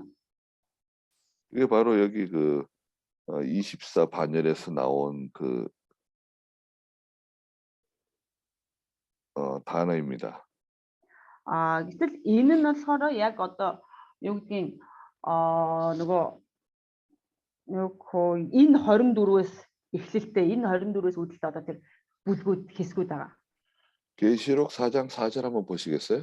Бүгдээрээ илчлэлт 4-4-ийг үзье. 계시록 4장 4절 한번 세기 씨. 네. 자, 일칠트 4-4. 성경책 옆에다 좀 적어 놓으세요. 나한테 일칠트 4-4 гэдэг тийм хажуудалд нь олж бичээрэй. 읽어 주시겠어요? 네. 자, 일칠트 4-4. Синтийн эргэн тойронд 24 синти байх бөгөөд цагаан хувцас өмссөн толгойдоо алтан тэмтэй 24 ахлагчид мөнөх синтүүнүүдэд сууж байв гэсэн байна. 4장 10절도 보세요. За тэгээ 10 дугаар ишлэлээр нь бас харах юм бол 24 ахлагч синтид залрагчийн өмнө унцгааж үеийн үед амьд байгч түнд мөргөх бөгөөд тэтмүүдээ синтийн өмнө шидээд гэсэн байна. 네. 그리고 계시록 5장 8절. За тэгээд илчлэлтийнхаа 5-ын 8 дугаар ишлэлээр харах юм бол түүний хуйлмал номыг авахд 5장 8절 гэж үү? 계시록 5장 8절. Түүний хуйлмал номыг авахд 4 амтан болон 24 ахлагч хурганы өмнө унцгаа тэд тус бүр ятга болон уталгаар дүүрэн алтан сартай аж тэдгээр нь ариун хүмүүсийн залбирлууд юмаа. 거기도 24 장로가 나오고 계시록 24 ахлагч гарч ирнэ. 11장 계시록 11장 16절. Илчлэлт 11-16. 11-16. 11-16 дээр юу гэж байна гэвэл Бурхны өмнө өөрсдийн синтид суугч 24 ахлагчид нүрээрээ унаж бурханд мөргөж. 네, 하나만 더 보자고요. 계시록 19장 4절. 계시록 19장 4절. За 19-ийн 4. 19-ийн 4 илчлэлтийнхаа 19-ийн 4 дээр яа тэгээ юу гэж нэхэн 24 ахлагч болон 4 амтан унаж синтид залрагч бурханд мөргөж байв гэсэн. 아멘 할렐루야. 아멘. 할렐루야. 예. 그래서 이제 24 반열, 24 보좌는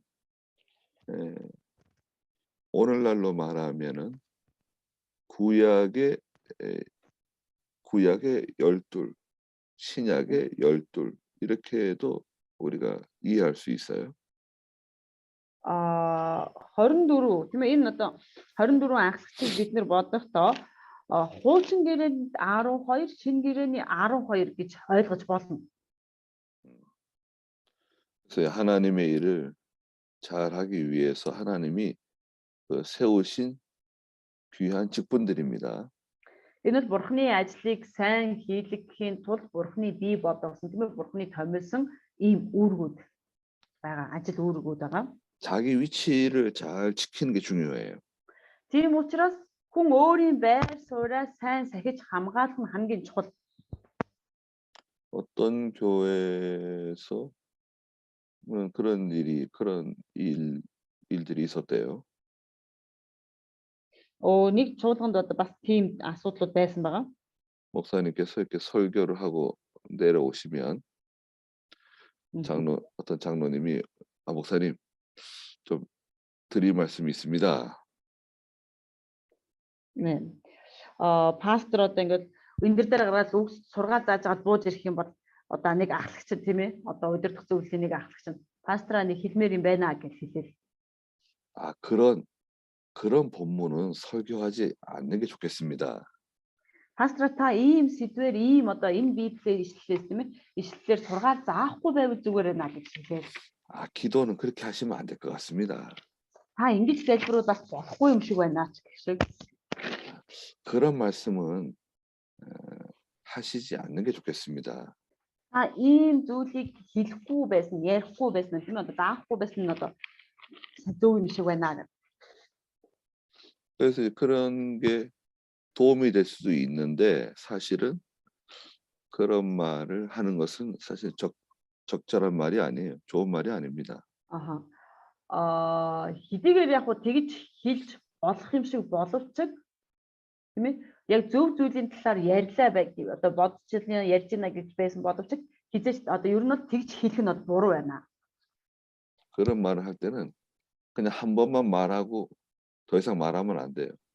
Хэрвээ ийм юм ярих гэж байгаа бол нэг удаа яриад хэлээл өнгөрөх хэрэгтэй. Ахиж нэмэлтээр энд дахин ярих шаардлага байхгүй.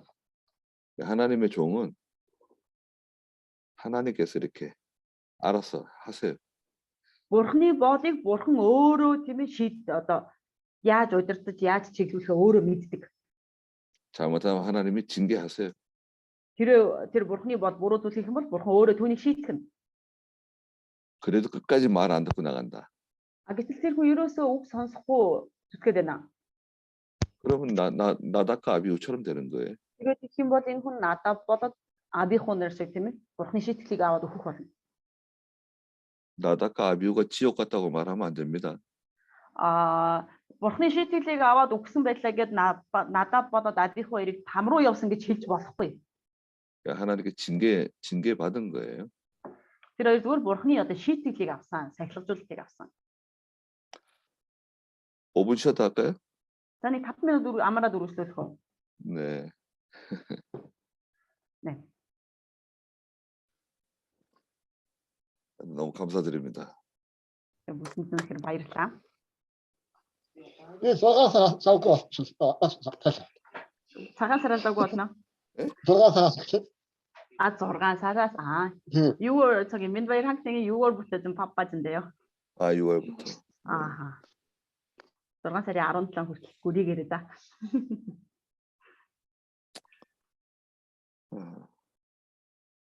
그 몽골도 지금 물가가 비싸죠. 엄청 올라갔어요. 일반 시민들이 좀 어려울 정도로 올라가고 있어요. 네. 한국도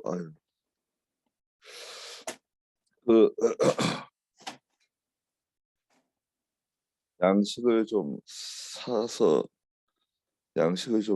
많이 사 놓으셔야 될 것 같아요. 지금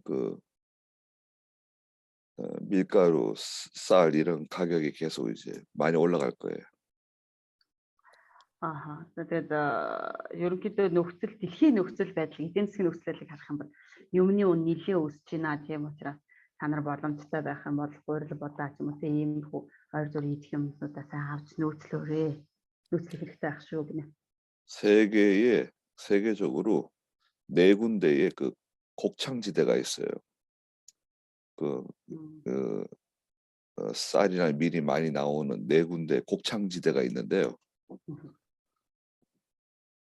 그거 좀 얘기 좀 해주세요. Дэлхийд 4 том газар том одоо гэх юм нэг маш том агуулга байдаг. 예, 첫 번째가 그 밀이 많이 나오는 곳이에요. 빵 공장이라고 하는 별명이 붙어 있는 곳이에요.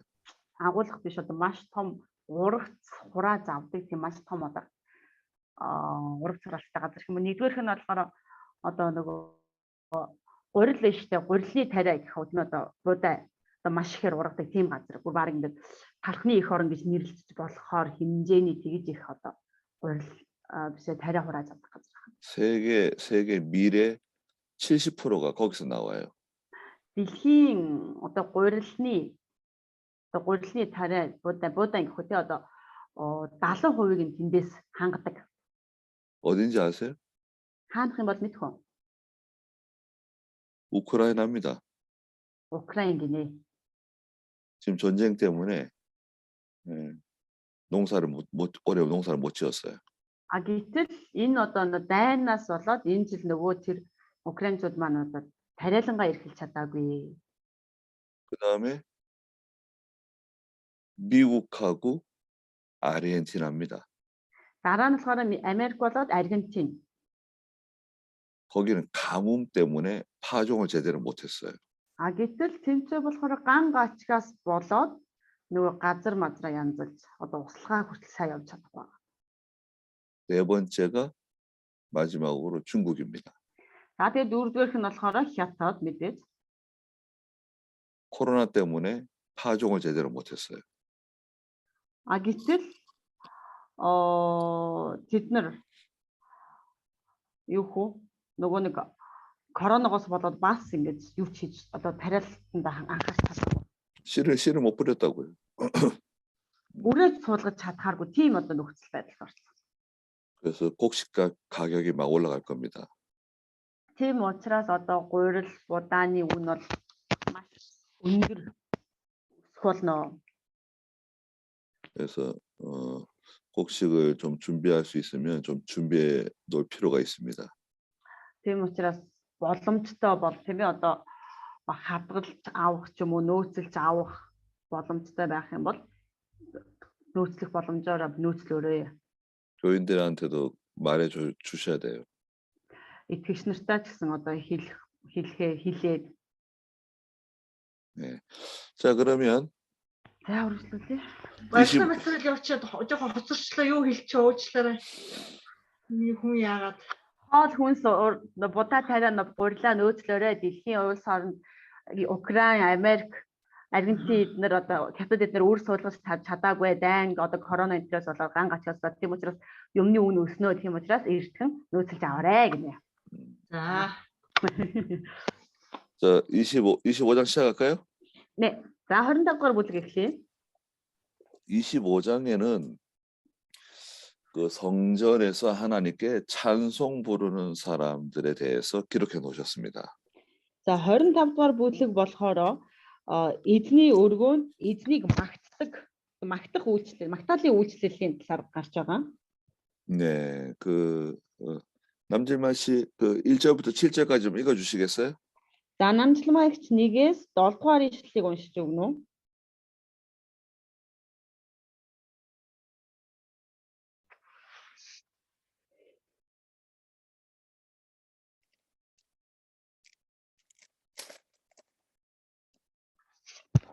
Нэгээс 7.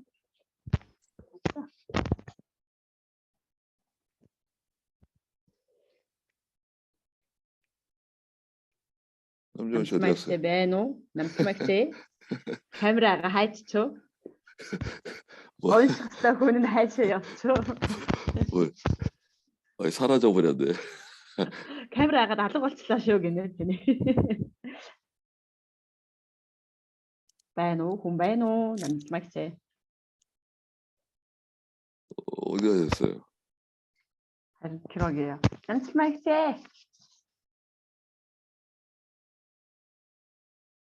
그러면 저기 여기 남수래 босч таарлаа шүү сууж идэгсэн. 남수래장 목사님 읽어주세요. 1절부터 7절. 나의 1-ээс 7 дугаар эшлэлийг уншия. Намжламагч дараа нь уншуулъя.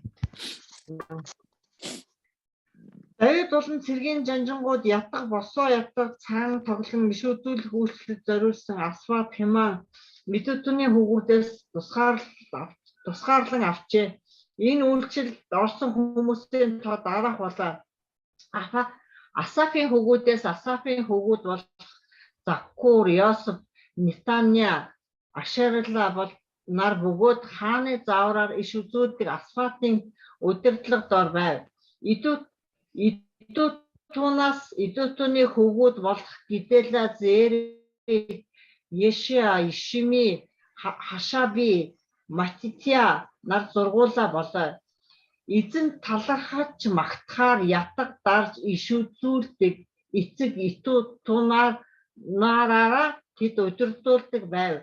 Химаны хөвгүүд болох Букя, Матана, Үзел, Шибул, Еремот, Ханина, Ханы, Илетан, Гидалти, Оромати, Изар, Йош, Пекоша, Малюти, Хор, Махазет нар болоо. Хааны нэр алдрыг өргөнжлөхөөр бурхны үгээр хааны үзмэрч болох Хяманы хөвгүүд эд бүгд юм. Бурхан Хяманд 14 хүү, 3 охин өгөв. Эднэр Асаф, Идүтүн, Хямаа нарт өгөх хааны заавар ёсоор эцгүүдийнхээ удирдлагад бурхны өргөөний үйлчлэл зориулсан цам босоо ятган дээр эзний өргөөнд дуулдаг байв.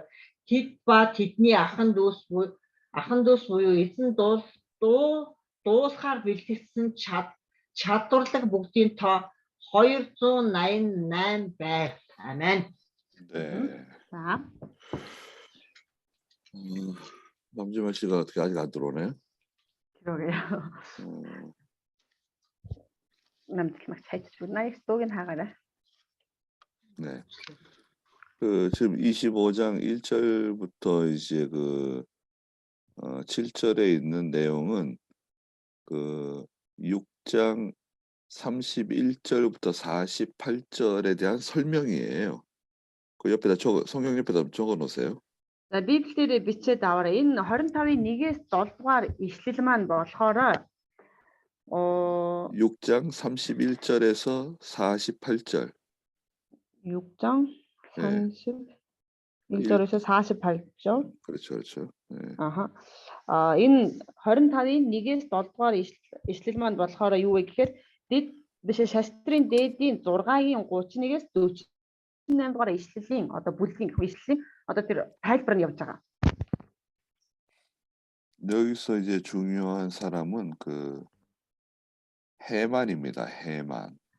Энэ дээр тайлбар явж байгаа юм тийм ээ. За энэ дээр харах юм бол гол чухал хүн нь хин юм бэ гэж хэлэх юм бол эндээс харахад Хеман гэж байгаа. 해만은 그핫 레위 지파 그핫 자손이에요. За энэ нь болохоор Левигийн овгийн Кохатын удмын хүн Хеман байна. 해만에게는 이제 4절에 보니까 아들들이 있었다고 되어 있죠. За энэ дээр харах юм бол 4-р эшлэлдэр Хеман дээр болохоор Хеман хөвгүүд байсан гэж хэлж байна тийм ээ. 5절에 보니까 이 사람들은 하나님의 말씀을 받드는 왕의 선견자 해만의 아들들이다 그랬습니다. За тэгээ 5-р эшлэлдэр харах юм бол энэ нь болохоор эдгээр хүмүүс ямар хүмүүс вэ гэвэл Бурхны үгээр хааныг өргөмжлөх хааны үзмэрч Хеманы хөвгүүд эд бүгд юм а гэсэн маань Хеманы хөвгүүд. 하나님의 성전에서 아름다운 찬송을 부르는 사람들인데요. За тэгээд эдгээр болохоор Бурхны өргөнд Бурхныг магтдаг, гайхалтай тэр магтаалыг өргөдөг ийм хүмүүс байгаа. 중요한 것은 노래 잘 부르고 악기를 잘 다루는 것도 좋지만 하나님의 말씀을 받드는 사람들이 이런 일을 해야 된다는 거예요. За тэгвэл мэдээж тэр хөгжим сайн тоглоод магтанд болох нь чухал ч гэсэн 하나님 말씀을 받드는 사람. Бурхны үгийг хүлээж авч дамжуулдаг ийм хүмүүс байгаа. 오늘날로 말하자면 믿음 있는 사람들이 성가대도 하고 뭐 악기도 다루고 하는 거지. 믿음 없는 사람에게 이런 일을 맡기면 안 된다는 거예요. Өнөө үед явсан бол бид нэр тийм ээ итгэлтэй хүмүүстэл итгэгч тийм ээ итгэлтэй хүмүүстэл одоо тэр юу даалгаад магтаалын баг хариуцуулаад хөгжим тоглуулаад тийм ээ ингээ байгаа болохоос биш итгэлгүй хүмүүст бид нэр магтаалын багийг юм уу тэр магтаалын машин дууны одоо хөгжмийн багийг даалгаж хариуцуулж болохгүй тийм ээ. 노래 잘 부르는 사람에게는 노래 시키고 악기를 잘 다루는 사람에게는 악기를 이렇게 맡기고 이렇게 하는 거잖아요, 그죠? За бид нар бол тийм одоо ингээд ихэнх дундаас сайн магтах авьяастай хүмүүс байх бол магтаалын багт оруулаад тийм ээ хөгжим сайн тоглодог ч юм уу хөгжмийн талаар бодсон мэдлэгтэй хүмүүс байх бол энэ хүмүүсийг тэр магтаалын хөгжмийн багт одоо оруулаад. 근데 교회는 그러나 교회는 아무리 노래를 잘하고 아무리 실력이 있어도 믿음이 없으면 그런 일을 맡기시면 안 돼요. Гэтэл тийм ээ одоо тэр хүмүүс маань хичнээн сайн дуулдаг, хичнээн сайн хөгжим тоглодог байсан ч гэсэн үнэхээр итгэл байхгүй байх юм бол ийм ажлыг тэднэрт хариуцуулж өгч болохгүй. 그런 것이 아주 중요합니다. 믿음 없는 사람에게 하나님의 일을 맡기지 말 것. Итгэлгүй хүнд бурхны ажлыг хариуцуулж болохгүй. Энэ бол маш чухал. 그럼 나중에 사고가 납니다. Энэ бол одоо хэрвээ ингэх юм бол дараа нь ямар нэг одоо асуудал үүснэ. 그래서 많은 이제 그 사람들의 이름이 여기 기록되어져 있죠. Энэ дээр бол маш их олон хүний одоо нэрс байгаа тийм ээ. 그래서 이제 그 한 24반열에 12명씩 뽑았어요. За тэгээд 24 одоо овгоос гэхүү тийм ээ одоо тэр хэсгээс 12-12-аар ингээ сонгосон. 24반열이 있었잖아요. 거기서 12 одоо хэсэг хуваасан байгаа. Биш 24 хэсэг хуваасан байгаа тийм ээ. 각 반열마다 12명의 노래하는 사람들을 뽑았어요. За гэтэл тэр овг нэг бүрээс гэхүү одоо тэр нэг одоо тэргүүнтэй тэр 24 бүлгийн одоо бүлэг нэг бүрээс 12 ширхэг одоо тэр 12 тэр магтдаг хүмүүсийг 그래서 тамилсан байгаа. 9절부터 31절까지 모두 288명이에요. 9절부터 31절까지. 9절부터 첫 번째, 두 번째, 세 번째 해가지고 24번째까지 있는데 9-р ишлэлээс эхлээд харах юм бол энэ одоо нөгөө бүлэг нэг бүрээс одоо ингэж сонгож байгаа сонголтууд байгаа. Дуустал нь харах юм бол 그래서 12명 곱하기 24반열에서 288명. За тэгээд 24 бүлэг байгаа тийм ээ 24 бүлэг бүрээс нэг бүлгээс нь 12 хүн гээд аваад үзэх юм бол 24-ийг үрчин 12 гээд үзвэл 288 хүн магтаалын баг байх. 288. 교회에서 그 지휘를 하거나 노래를 부르거나 악기를 연주한다고 해서 돈을 주면 안 됩니다. За чуулганд бол тийм ээ одоо тэр хүн үйлчлдэг. За магтаалын багт үйлчлдэг байлаа. Эсвэл юу гэдэг өөр хөгжим тоглодог байлаа гэд энэ хүмүүст мөнгө өгч өрөөсөө болохгүй. 돈을 주지 않도록 조심하세요. Аль болох тийм ээ мөнгө өгөхгүй байх хэрэгтэй. 이 사람들 다 레위 사람들이에요. Энэ хүмүүс бол бүгдээрээ бурхны одоо бурхны энэ хүмүүс бол Леви овгийн левичүүд ахна. 레위 사람들은 뭐 하는 사람들이라 그랬죠? левичүүдийг юу хийдэг хүн гэсэн мөлий? 제사장을 도와주는 사람들. Энэ хүмүүс бол тахилч нарт үйлчлдэг биш тусалдаг хүмүүс байгаа. 성전에서 봉사하고 섬기는 사람들. Эзний өргөөнд үйлчилж одоо үйлчилж тусалдаг ийм хүмүүс ахна. 아, 저쪽 교회에서 나한테 돈 주는데 이 교회에서 왜 돈 안 줍니까? Тэр чуулган надад мөнгө өгдөг байсан шүү дээ. Яхаараа энэ чуулган надад мөнгө өгдөггүй юм. 우리에겐 돈 안 준다. хэрвээ тэгэх юм бол манай чуулган бол мөнгө өгдөг юм уу? 하나님의 일은 봉사로 하는 것이 돈 받고 하는 게 아니다. Бурхны ажлыг үйлчлэлээр хийдэг болохоос ш мөнгөөр одоо үйлчлдэг юм бишээ, хийдэг юм бишээ гэж хэлдэг. 그 목사님은 왜 교회에서 돈 받습니까? Пастор ягаад чуулганаас мөнгө аваад байгаа юм? 하나님의 일을 하는 사람은 하나님의 집에서 나오는 거 가지고 먹고 살으라 그러셨다. Хэрвээ тэгэх юм бол Бурхны ажлыг хийдэг хүн Бурхны өргөөнөөс тийм ээ одоо гарч байгаа зүйлсээр хооллож амьдрах хэрэгтэй гэж хэлсэн. 하나님의 종 왜 제사장 외에는 다 그 하나님의 성전에서 봉사하는 사람들입니다. Тахилчаас бусад хүмүүсд бүгдээрээ зүгээр л эзний өргөнд үйлчлдэг хүмүүс. 그럼 구약 시대 때도 아무것도 안 줬냐? Тэгвэл хуучин гэрээний үед юу ч өгөөгүй юм болов? 구약 시대 때는 줬습니다. 먹을 거 줬어요. Хуучин гэрээний үед юу өгч байсан бэ гэх юм бол хоол хүнсийг нь хангаж өгч байсан. 레위 사람들에게 양식을 나눠줬습니다. Левитчүүдэд хоол хүнс тийм ээ одоо хуваарлаж өгч байсан. 고기도 나눠주고 양식도 다 그 식구가 많으면 많은 대로 적으면 적은 대로 나눠줬어요. За тэгээд хоол хүнс тийм ээ одоо хувааж өгөхдөө хэрвээ одоо нэг ямар нэг олуулаа байх юм бол тэр хүнд их хоол хүнс оноож өгөө цөөхөн амбултай байх юм бол баг зэрэг тийм одоо тохирсон хэмжээг ингэж ангилж өгдөг байсан байна. 신약 시대 때는 구약 시대하고 다릅니다. Харин шинэ гэрээний үе бол хуучин гэрээний үеэс мэдээж өөр. 자, 그다음에 26장입니다. За ингээ 25 дугаар бүлэг дууссан 26 дугаар бүлэг. 26장에는 성전 문지기가 있어요. 성전 문지기. За 26 дугаар бүлэг болохоор юу вэ гэх юм бол энэ дээр нэг дааман хаалгануудын одоо сахиул гэж байгаа. 성전 문지기는 굉장히 중요한 역할을 하는 사람들입니다. Энэ дааман хаалганы тийм ээ одоо хаалгануудын тэр сахиулууд бол тийм ээ маш чухал үүрэг гүйцэтгэдэг.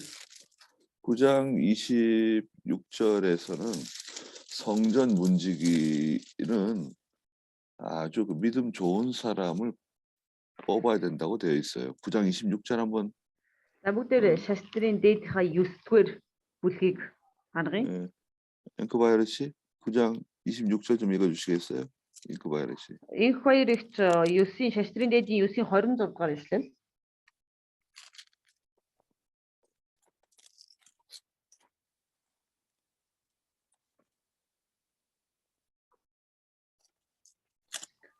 Өсийн 27 гэсэн үү? 26. 26. Бурхны өргөөний эрдэнсийн сан ба өрөөнүүдийг хариуцсан итгэмжит үйлчлэлд дөрвөн ахлах хаалгач байсан бөгөөд тэд левичүүд байв. 27절도. За 27-г бас уншиж. Левичүүд байв. Харуул хамгаалагч ба өглөө бүр хаалгыг нээх үүргийг даан авсан тул тэд Бурхны сүмийн эргэн тойронд шөнийг өнгөрөөдөг байв. 이 사람들은 아주 믿음 좋은 사람들에게 이 일을 맡겼습니다. За итгэл сайтай хүмүүст тийм ээ энэ ажлыг хариуцуулж өгчээсэн байна. Итгэл сайтай хүмүүс. 문지기 또한 다 레위 지파 사람들입니다. За тэгвэл энэ сахиулууд буюу энэ сахиулууд маань хүртэл маш итгэл сайтай байгууд бас Леви одоо овгийн хүмүүс байгаа. 1절에 보니까 고라 족속 아삽의 자손 중에서 고레의 아들 이 고라 족속 아삽의 자손들이 이 문지기 일을 맡았어요. За тэгвэл 26 дугаар бүлгийнхаа 1-р ишлэлээр харах юм бол даамун хаалгуудын сахиулын хэсгүүдэд хорочуудаас Асапийн хөвгүүдээс гаралтай Корегийн хүү гэж байгаа. Мишелемя байв гэж. 그래서 이제 쭉 그 이름들이 나옵니다. За тэгээд эндээс бол доошо баахан одоо нэрүүд бас гарч байгаа. 1절부터 19절까지 나오는데 누가 읽어주면 좋을까요? За 우리 세기 씨가 읽어주세요. 1절부터 19절. зя 1-ээс 19 дугаар ишлэл. За би одоо эндээс уншия. Дааман хаалгануудын сахиулын хэсгүүдэд корочудаас Асафийн хөвгүүдээс гаралтай Корегийн хүү Мишелемиаг байв. Мишелемиа хөвгүүдтэй байсан бөгөөд ууган хүн Захария, хоёр дахь нь Едел, гурав дахь нь Зедабия, дөрөвдүгээрх нь Ятнел, тавдугаарх нь Илам, зургаадугаарх нь Йоханан, долдугаарх нь Илгихонай болоо. Обед Эдом хөвгүүдтэй байсан бөгөөд ууган нь Шимай, хоёр дахь нь Ихозабад, гуравдугаарх нь Йо, дөрөвдүгээрх нь Сакар, тавдугаарх нь Нетанел, зурдугаарх нь Анел, долдугаарх нь Исахар, найдугаарх нь Пеулемтай болоо. Бурхан түүнийг үнэхээр ерөөсөн юм. Мөн түүний хүү Шимайд ч хөвгүүд төрж тэд эрлэхийг зоригтой дайчид байсан тул өөрсдийн эцгийн бүлийг захирав. Шимайгийн хөвгүүд нь Отни, Репайл, Обед, Элизабад нар бөгөөд Элизабадын ах дүү Илихуд, Шимакия нар эрлэх хүмүүс байв. Эдгээр нь бүгд Обед Эдомын хөвгүүдээс гаралтай хүмүүс байв. Тэд болон тэдний хөвгүүд төрөл садан үйлчлээ хийх хүчтэй чадвартай хүмүүс бөгөөд Обед Эдомоос 62 хүн байв. Мишелемиад хөвгүүд болон төрөл садан болох 18 эрлэх хүн байв. Бас Мерарын хөвгүүдийн нэг болох Хоса хөвгүүдтэй байсан бөгөөд эхнийх нь Шемри хэдийгээр тэр ууган хүү биш боловч эцэг нь түүнийг эхнийх болгосон. Хоёрдугаарх нь Тилкя, гуравдугаарх нь Тебалия, дөрөвдүгээрх нь Захария нар болоо. Хосегийн бүх хөвгүүд ба төрөл садан нь 13 хүн байв. Тэргүүлэгчд болох дааман хаалганы сахиулуудын эдгээр багуудад төрөл садангуудынх нь адил эзний өргөөнд үйлчлэх үүргүүд өгөгдөв. Тэд том, жижиг гэж ялгалгүй өөрсдийн эцгүүдийн бүлгүүдийн дагуу дааман хаалга тус бүрийн төлөө шодов. Зүүн зүгийн Шон Шилемиад таарав. Дараа нь тэд түүний хүү бэлэг ухаантай зөвлөгч Захариягийн төлөө шоо хайсан.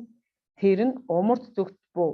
Обед Эдомд мөн тэр нь өмнө зүгт унаж түүний хөвгүүдэд агуулгах таарав. Шупим ба Хоса нарт баруун зүгт Шаликатын дааман хаалганы хажууд өгсөх гол зам дээр був. Харуул нь харуулынхаа зэрэгэлдээ байв. Зүүн талд 6, хойд талд өдөр бүр 4, өмнөд талд өдөр бүр 4 агуулгах 2-2-ороо левичүүд зогсдог байв. Баруун тал дэх Парбарын голын зам дээр 4 хүн, Парбар дээр 2 хүн байв. Эдгээр нь Коро болон Мерарын хөвгүүдээс гаралтай дааман хаалганы сахиулуудын бүлгүүд байв. 네, 감사합니다. 그 1절에 보시면 고라 족속 아삽의 자손이라고 되어 있잖아요. Энд корочудаас Асафийн хөвгүүдээс гэж байна. 예, 고라는 레위의 증손인데요. 증손, 레위의 손자예요. За тэгвэл энэ Кора гэсэн байна тийм ээ. Энэ болохоор Левигийн одоо ачин. За 아춤. 손자예요? 손자? 네. 아추와 тийм ээ. 아추. 근데 고라가 모세를 반역해요. 모세를 대적해요. Гэтэл энэ Кора Мосег одоо эсэргүүцдэг. 그 민수기 16장에 나오는 내용인데요. Тэр нь болохоор тооллого 16 дугаар бүлэг дээр гардаг үйл явдал. 그래서 하나님의 징계로 심판을 받고 다 징계 가운데 죽게 되죠. За тэр Мосег эсэргүүцсэн учраас тэд нар бурхны шийтгэлээс болон бурхан тэднийг шийтгэхэд тэд нар одоо бурхны шийтгэлээр өгдөг байгаа. 고라는 모세의 또 사촌 형이에요. Кора болохоор өөрөө Мосегийн нэг ёсны хамаатны одоо ах нь байна тийм ээ. 작은 아버지 아들이에요. Тэр баг аав ахих нь хүүхэд нь. 나이가 모세보다 좀 많은 것 같아요. Ах юм чинь мэдээж тэр Мосегоос одоо нас нь өндөр ахмиг байна тийм ээ. 그리고 아주 실력 있는 사람입니다. Тэгээд тэр бол маш их чадварлаг нэгэн байсан. 유명한 사람이에요. Бас алдартай. 그러니까 모세를 대적하고 모세를 반역하게 되었습니다. За тэгээд тэр өөрөө чадварлаг алдартай байгаад ирэнгүүтээ тийм ээ одоо Мосег эсэргүүцсэн байгаа. 그래서 이제 광야에서 광야 40년 이렇게 나오는 중에 죽게 되었죠. 고래가 죽었습니다. За тэгээд 40 жилийн турш цөлд явж байх амьдарч байх хугацаанд Кора өгсөн. 그 아들이 아삽이에요. Түүний хүү тэр Корогийн хүү болохоор Асап байх нь. 아버지는 하나님의 징계로 죽었는데 아삽은 믿음이 좋아요. Эцэг нь бурхны шийтгэлээс бодоод өгсөн. Харин түүний хүү Асап бол маш итгэл сайтай нэгэн байсан ба. 그래서 이제 아삽이 시편에도 여러 편의 시편을 기록했어요. Энэ Асап бол нөгөө дуулал ном дээр Асапын дуулал гэж гарч ирдэг тийм үү? Дуулал номын хид хідэн одоо бүлгийг бичсэн байгаа. 그리고 하나님의 일에 잘 이용당했습니다. Тэр бол бурхны ажилд маш сайн ашиглагдсан нэгэн байна Асап. 아버지는 하나님의 징계 가운데 죽었지만 아들은 믿음이 좋아요. Эцэг нь хэдийгээр бурхны шийтгэлээр тийм ээ одоо шийтгэлээс бодоод өгсөн ч гэсэн харин хүү тийм ээ маш сайн итгэлтэй байсан. 아버지가 하나님께 징계받는 거 보고 두려워하고 또 회개하고 자기는 더 하나님을 잘 섬기려고 애를 많이 쓴 것 같아요. Тэгээд эцэг нь тийм ээ одоо бурхны шийтгэлийг аваад маш их шийтгэлийг аваад өгсөн учраас түүнийг харсан хүн тийм ээ одоо өөрөө гэмшиж тэр бурхны өмнө улам илүү тэр хүчтэй одоо юу гэдэг бурхны өмнө үйлчлэхийн тулд тэр маш их хичээж байсан байна. 그래가지고 이 아삽의 자손들은 다 복을 받습니다. За тэгээд Асапаар дамжуулан Асапын үр удам маш их ёроолыг авсан. 네. 그리고 이 하나님의 일을 하는 이 문지기 반열들이 다 실력 있는 사람들이에요. За тэгээд энэ нөгөө бурхны таалгануудын сахиулууд тийм ээ маш чадварлаг хүмүүсүүд байгаа. 여기 4절에 보면은 오벳 에돔이 나오잖아요. За дөрөвдүгээр бүлэг дээр болохоор Обед Едом гэж байгаа. Биш ээ дөрөвдүгээр ишлэл дээр Обед Едом гэж гарч байгаа тийм ээ. 오벳 에돔은 사무엘하 6장 11절에 보면 하나님의 큰 복을 받게 됩니다. 사무엘하 6장 11절. 2-р Самуэлийн 6-гийн 11-р ишлэлээр харах юм бол Обед Едом маш их одоо ёроолыг авдаг. 역대상 여기 역대상에서도 13장 13절 14절에 За хаадын дээд дээр болохоор 역대상 шаштрын дээдийнхаа 역대상 13절 14절에도 몇 장 목사님? 13장 13-ийн 13, 14-р ишлэлээр ч гэсэн гарч байгаа.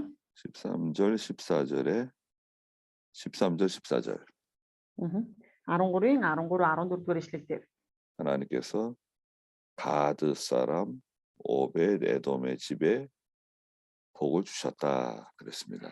За тэгээд бурхан хэлэхдээ Гад хүн Обед Едомыг ёроож гэж гарч байгаа. 이 사람들은 가드 사람이에요. Энэ хүн болохоор Гад хүн байх нь тийм ээ. 가드는 유다 남쪽 블레셋 땅에 거주하는 사람들인데요. За Гад болохоор Юдагийн өмнөд хэсэгт байдаг филистичүүдийн газар нутагт оршдог тийм одоо хэсэг хүмүүс байгаа. 그 자녀들도 다 복을 받습니다. Түүний үр удам үр хүүхдүүд нь тийм ээ өрөөгцөн байна. 아버지가 하나님 잘 섬기니까 그 자녀들도 하나님을 잘 섬겨가지고 하나님께 복을 받은 거예요. Эцэг нь бурхны үгэнд дуулууртай байж бурханд маш сайн үйлчилсэн учраас өөр хүүхдүүд нь хүртэл бурхны үгийн дагуу байж бурхны өмнө үйлчилснээрээ тэд нар өрөөгцөн байна. 5절 마지막에 보니까 하나님께서 오베데돔에게 이처럼 복을 주셨다 그랬습니다. За тэгээд 5 дугаар ишлэлээр харах юм бол одоо 26-ийнхаа 5 дээр харах юм бол бурхан түүнийг үнэхээр өрөөсөн юм а гэж хэлж байгаа. Обед Едомыг хэлж байгаа шүү дээ чинь тийм ээ. 6절에서는 그 오베데돔의 아들 스마야가 유능한 용사였다 그랬어요. За тэгээд 6 дугаар ишлэлийг нь харах юм бол Обед Едомын хүү Шимаяд хөвгүүд байсан бөгөөд тэр бол эрэлхэг зоригтой дайчин байсан гэж байгаа. Тэд бол эрэлхэг зоригтой дайчид байсан гэсэн. 또 그 7절 마지막에도 엘사밧의 형제 엘리후하고 스마갸가 있는데 유능한 사람들이라 그랬죠. За тэгээд 7 дугаар ишлэлийн бас нэг төгсгөл хэсгээр харах юм бол Элзабадын ах дүү Элиху Шемакианаар эрэлхэг хүмүүс байсан гэж хэлж байна тийм ээ. 이 실력 있고 유능한 사람들인데 이 사람들이 그 문지기 역할을 했습니다. За тэгээд бид нар чадварлаг тийм ээ дайчид чадвартай ийм хүмүүс байсан бөгөөд эр зоригтой хүмүүс байсан бөгөөд бид нар бүгдээр тэр сахиулын үүргийг хаалганы одоо харуулын үүргийг гүйцэтгэж байсан байна. 8절에 보니까 오베데돔의 자손들이 모두 62명이라고 되어 있죠. За тэгээд 8 дугаар ишлэлийн төгсгөлээр харах юм бол Обед Едомоос 62 хүн байв гэсэн байна. 62 хүн. 그들은 다 유능하고 용맹스러운 사람들이고 자기 직무에 능한 사람들이었다 그랬습니다. За 8 дугаар ишлэлийг ерөнхийд нь ингээ харах юм бол тэд болон тэдний хүүгүүдийн төрөл сад нь үйлчлэлээ хийх хүчтэй чадвартай хүмүүс бөгөөд Обед Едомоос 62 хүн байваа гэж хэлсэн байна. 그리고 그 고라의 그 자손 가운데 9절에 무셀레마가 있는데요. 고라의 자손이죠. За энэ Корогийн үр удам гэж Корогийн хүүгүүд дундаас Мишелемиат гэж байна тийм ээ. Мишелемиат. 그 18명의 형제가 있었는데 다 유능한 사람들이라고 되어 있어요. За Мишелемиат хүүгүүд болон төрөл садан болох 18 эрэлхэг хүн байв гэсэн байна. 이 문지기 반열을 뽑을 때 13절에 보니까 큰 가문, 작은 가문 구별 없이 동등하게 제비를 뽑아서 그 성전 문을 지키도록 했습니다. За тэгээд 13 дугаар ишлэлээр харах юм бол эдгээр хүмүүсүүдээр тэр ариун сүмийн асрын одоо тэр хаалгыг мануулахын тулд хаалгануудыг мануулахын тулд том жижиг гэж ялгалгүй өөрсдийн эцгүүдийн бүлгүүдийн дагуу дааман хаалга бус бүрийн төлөө шодов гэсэн байна. 그 공정하게 사람들을 대하셔야 됩니다. Бид нар бүх хүмүүст эрхтэг шударга хандах хэрэгтэй. 너는 내 편이다. 이런 게 있으면 안 돼요. Энэ бол миний тал гэж тийм ээ одоо талцаж өрөөсөө болохгүй.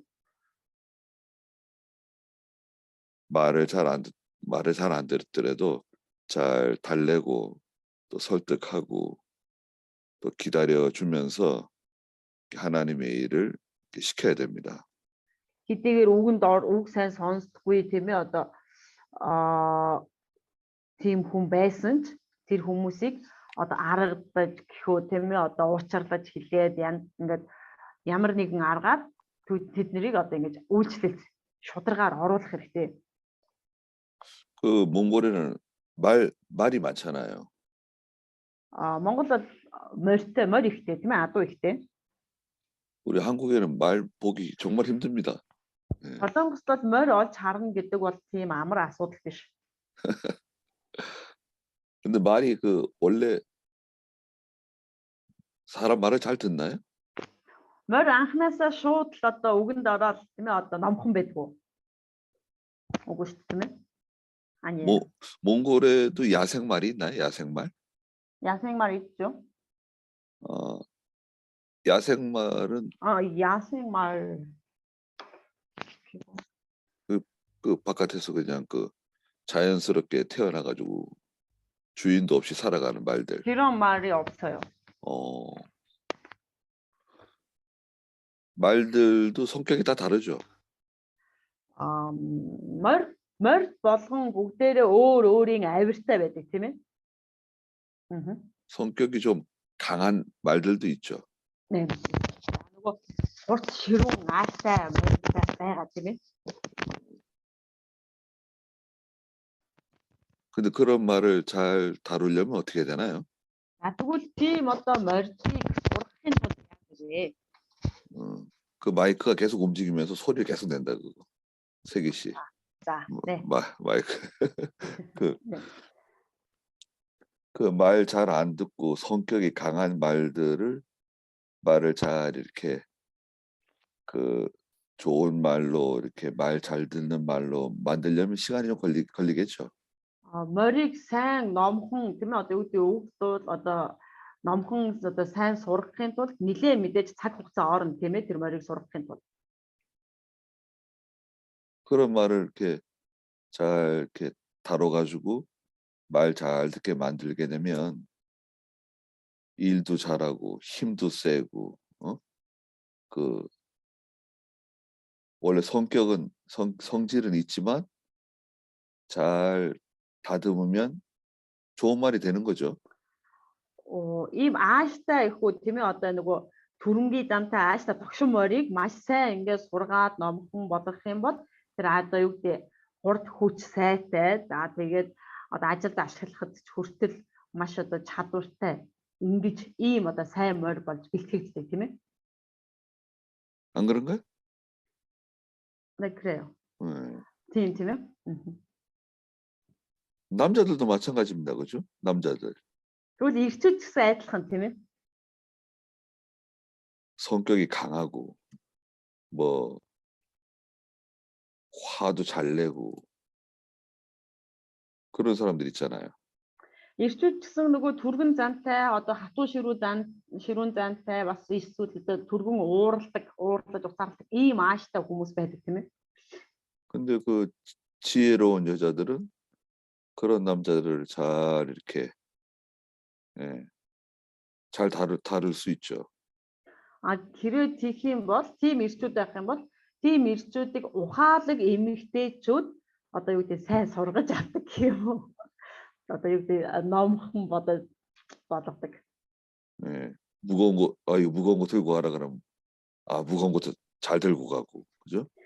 Одоо үгэнд ороод тийм ээ. Энэ амир хүнд аваа яваа гэх юм бол эрчүүд нь өргөж яваа.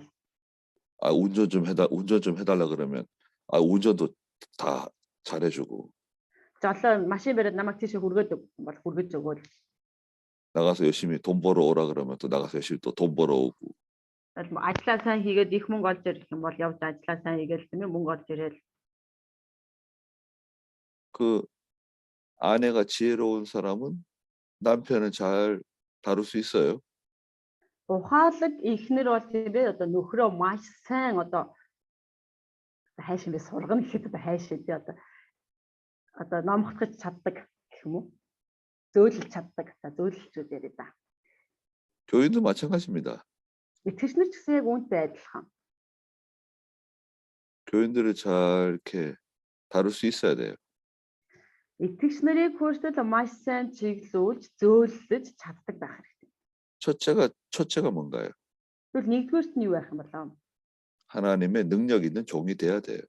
Тэр хүн өөрөө тэгхийн тулд Бурхны хүч чадалтай бол байх хэрэгтэй.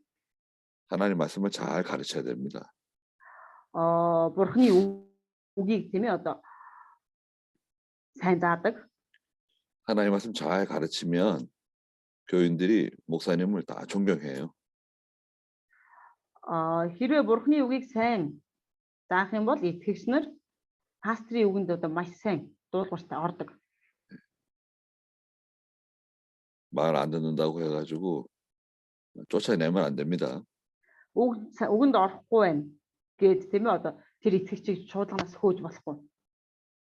잘 그런 교인들을 잘 인도하는 그런 하나님의 종이 돼야 됩니다.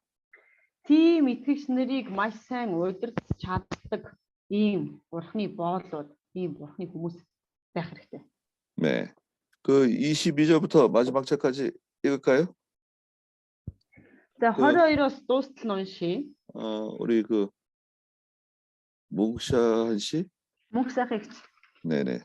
22절부터 32절, 22-оос 32 дугаар ишлэл 26장. 네.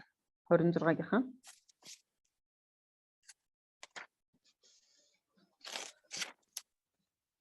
Михаэлийн хөвгүүд Цитан болон түүний дүү Яол нар эзний өргөөний эрдэнсийг хариуцаж байв.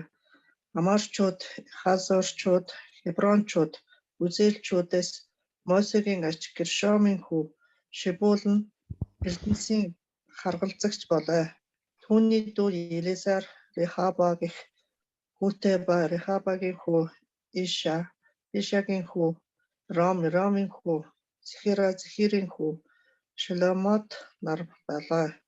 Давид хаан эцгүүдийн бүлийн тэргүүнүүд мянгат зуутын дарга нар цэргийн жанжингуудын ариун өргөлийн зүйлсийн эрдэнсийн санг Шеломот болон түүний дүү нарт хариуцав. Эзний өргөөг засварлахад зориулан тэд дайны олз болон дээрмийн зүйлсээс ариусган өргөжээ. Үзмэрч Самуэль, Кишийн хүү Саул, Нэрийн хүү Абнер, Зэрүүгийн хүү Йоаб нарын ариусгасан бүхэн мөн хинээч болов ариусан өргөсөн зүйл бүгд Шеломот болон түүний ах дүүсийн хамгаалалт дор байжээ. Исахарчуудаас Канина ба түүний хөвгүүд Израилийн гадуур албанд түшмэд ба шүүгчд боллоо. Хебрончуудаас Гашабай ба түүний ах дүүс буюу 1700 чадварлаг эрс Йордны энэ баруун тал дахь Израилийн хэргийг хариуцаж эзний бүх ажилчид хааны үйлчлэлд байв.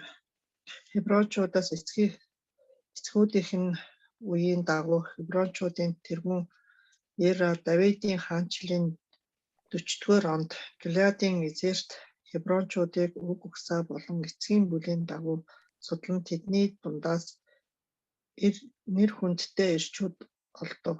Мөн түүний ах дүүс буюу эцгийн бүлийн тэргүүнүүд болох 2700 эрэлхэх хүчит эрс болоо.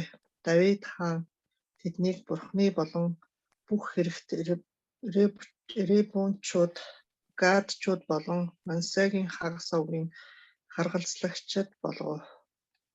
Амен. 네, 감사합니다. 그 20절부터 28절까지는 그 하나님의 창고를 지키는 사람들에 대해서 기록하셨어요. За 20-оос 28 дугаар ишлэл нь болох юм бол Бурхны нөгөө агуулгыг хамгаалдаг хүмүүс гэж байгаа. 29절부터 마지막 절까지는 재판하는 사람들은 어떤 사람들인가? 재판하는 사람들에 대해서 기록해 놓으셨어요. За 29-оос 32 дугаар ишлэл дээр болохоор шүүгч нар байна тийм ээ. Одоо шүүдэг хүмүүс ямар хүмүүс одоо шүүж хянах ёстой бэ гэж шүүдэг хүмүүсийг хэлж байгаа. 20절에 보면은 하나님의 성전 창고와 성물 창고가 있는데요. 20 дугаар ишлэлээр харах юм бол Бурхны өргөөний эрдэнэс ба зориулан өргөсөн бэлгүүдийн эрдэнсийг хариуцах ийм хоёр одоо агуулга байгаа. 성전 창고에는 백성들이 하나님께 바친 11조와 헌물들을 쌓아놓는 곳이에요. За тэгвэл энэ одоо Бурхны эзний өргөөний агуулга нь ямар агуулга юм бэ гэвэл хүмүүсийн өргөсөн ард иргэдийн өргөсөн 11 болоод тийм ээ бусад тэр одоо өргөлүүдийг хураадаг, агуулдаг гэхүүд одоо тийм газар байна. 여기 책임자는 21절에 보니까 게르손 사람의 자손들이 이 성전 창고를 책임지고 지켰어요. За тэгээд 21-р эшлэлээр харах юм бол энэ ямар хүмүүс тийм ээ одоо юулээ агуулгыг бурхны өргөөний одоо ертөнцийн агуулгыг хариуцж байсан юм бэ гэх юм бол Гершон хүн гэж байгаа. Гершончууд тэгэнгүүтээ ихэчүүд нь одоо ингэж хамгаалж агуулгыг одоо хамгаалж байсан гэж байна. 그다음에 성물 창고가 있잖아요. 20절 성물 창고는 전쟁에서 이겼을 때 빼앗아 온 그 물건들입니다. 물건들, 무기들 이런 것들을 쌓아놓는 저장하는 그런 창고입니다. За энэ бурхны өргөний хоёр одоо агуулга юм. Нэг нь болохоор зориулсан өргөсөн гэдэг нь болохоор бурхны өргөсөн өргөлүүд, бурханд өргөсөн өргөлүүд 11-үүд байна. Нөгөөх нь болохоор эрдэнэс гэж хэлж байна. Эрдэнэсний өргөний энэ болохоор дайнд яваад олзолсон тийм ээ олзолж ирсэн тэр эрдэнсүүдийг агуулдаг агуулгыг хийж байгаа. 이 창고들은 주로 24절에 보니까 모세의 아들 게르솜의 자손 스부엘이 이 창고를 맡았다고 기록해 놨어요. энэ дээр харах юм бол 24-р эшлэлээр хэлж байна. Тийм Мосегийн аз Гершомын хүү Шебуэл нь эрдэнэсийн нярв болов гэсэн юм. Нярв. 27절에 보니까 그들이 전쟁에서 얻은 노획물을 거룩하게 구별해서 여호와의 성전을 수리하게 했다 그랬습니다. За тэгээд 27-р эшлэлээр харах юм бол тэд дайнд ялсан олзныхоо хэсгийг эзний өргөөг засварлахад зориулан өргөжээ гэсэн байна. 그래서 그 전쟁에서 이겨가지고 가져온 물건들을 잘 사용해서 하나님의 성전을 수리하는 일에 또 쓰고 여러 가지 그 유익하게 사용하는 겁니다. Тийм учраас бид нар дайнд оролцоод яваад ялгаад тийм ээ тэр олсон олзоо ариусгаж ирээ тийм ээ одоо тэрийг ариун сүмийн засварын ажил юм уу тийм ээ одоо сүмийн одоо хэрэгцээт зүйлд зориулан ашиглаж байсан байна. 그래서 이제 이런 그 물건들을 잘 관리할 수 있는 사람들을 세우는 것이 중요합니다. Тийм учраас эдгээр одоо эрдэнэсүүд одоо ямар нэгэн одоо чухал зүйлсүүдийг хариуцдаг хүн бол маш сайн хариуцж чадах хүнийг л одоо сонгох нь одоо хэрэгтэй. 교회에서는 그 재정을 맡아서 보는 분을 세워야 될 때가 있어요. Чуулганд бол тэр өргөлийг хариуцаад хянаад явах тийм ээ ийм хүнийг томилох одоо маш чухал. 재정은 반드시 믿음 있는 사람에게 맡겨야 됩니다. Тэр өргөлийг бол заавал итгэлтэй хүнд хариуцуулах хэрэгтэй.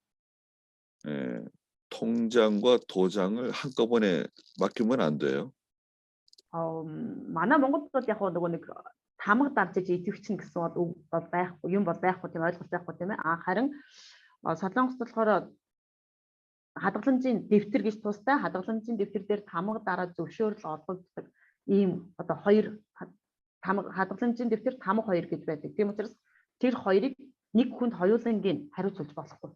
장부를 항상 꼼꼼하게 살펴야 됩니다.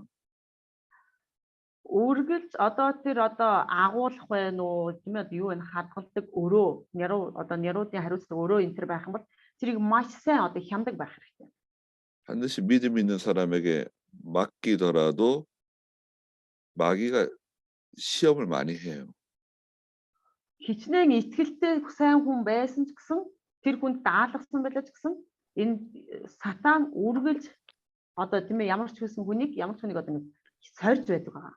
예수님의 재정을 맡은 사람이 누굽니까? 예수스ийн тэр өргөлийг хариуцаж мөнгө санхүүг нь хариуцдаг байсан хүн хэн бэлээ? 가룟 유다죠. 가룟 유다. Искариотын Юдас тийм ээ? Искариотын Юдас. 물질이 있는 곳에 마귀가 시험을 해요. Хаана ид хөрөнгө эд баялаг байна тийм ээ? Тинчээ сатан үргэлж одоо сорж байдаг байна. 우리 교회는 믿음 있는 사람이 없다. Манай чуулганд итгэлтэй хүн алгаа. 그러면 자기가 책임지고 하면 돼요. Хэрвээ үнэхээр тийм байх юм бол өөрөө хариуцаад өөрөө одоо итгэмжтэйгээр хийж явахд болно. 그다음에 이제 29절부터 32절에는 그 재판하는 사람들, 관원과 재판하는 사람들에 대해서 말씀하셨어요. 29-с 32 дугаар ишлэлээр харах юм бол шүүгчд тийм ээ одоо болоод түшмүүдийг одоо томилсон байгаа. 그 31절 마지막에 보니까 다윗이 왕위에 있은 지 제 40년에 길르아 야셀에서 유능한 용사들을 찾아내었다.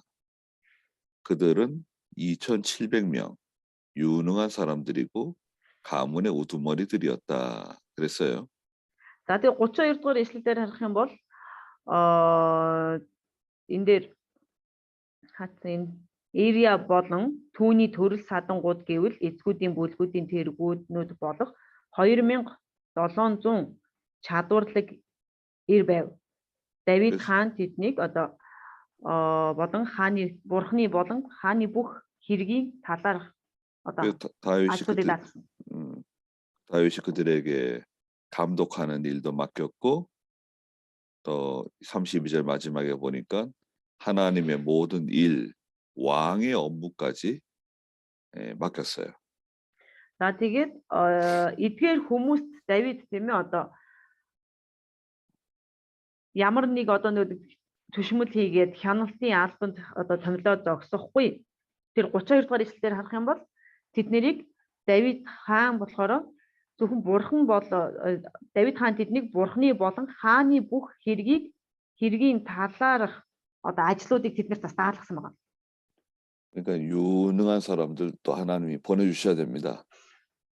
Тийм учраас бурхан тэр чуулганд хүртэл тэр чадварлаг хүмүүсийг илгээж өгөх хэрэгтэй. 하나님께서 좋은 사람들을 또 믿음 있는 사람들을 우리에게 보내주십시오. 그렇게 우리가 기도할 필요가 있습니다.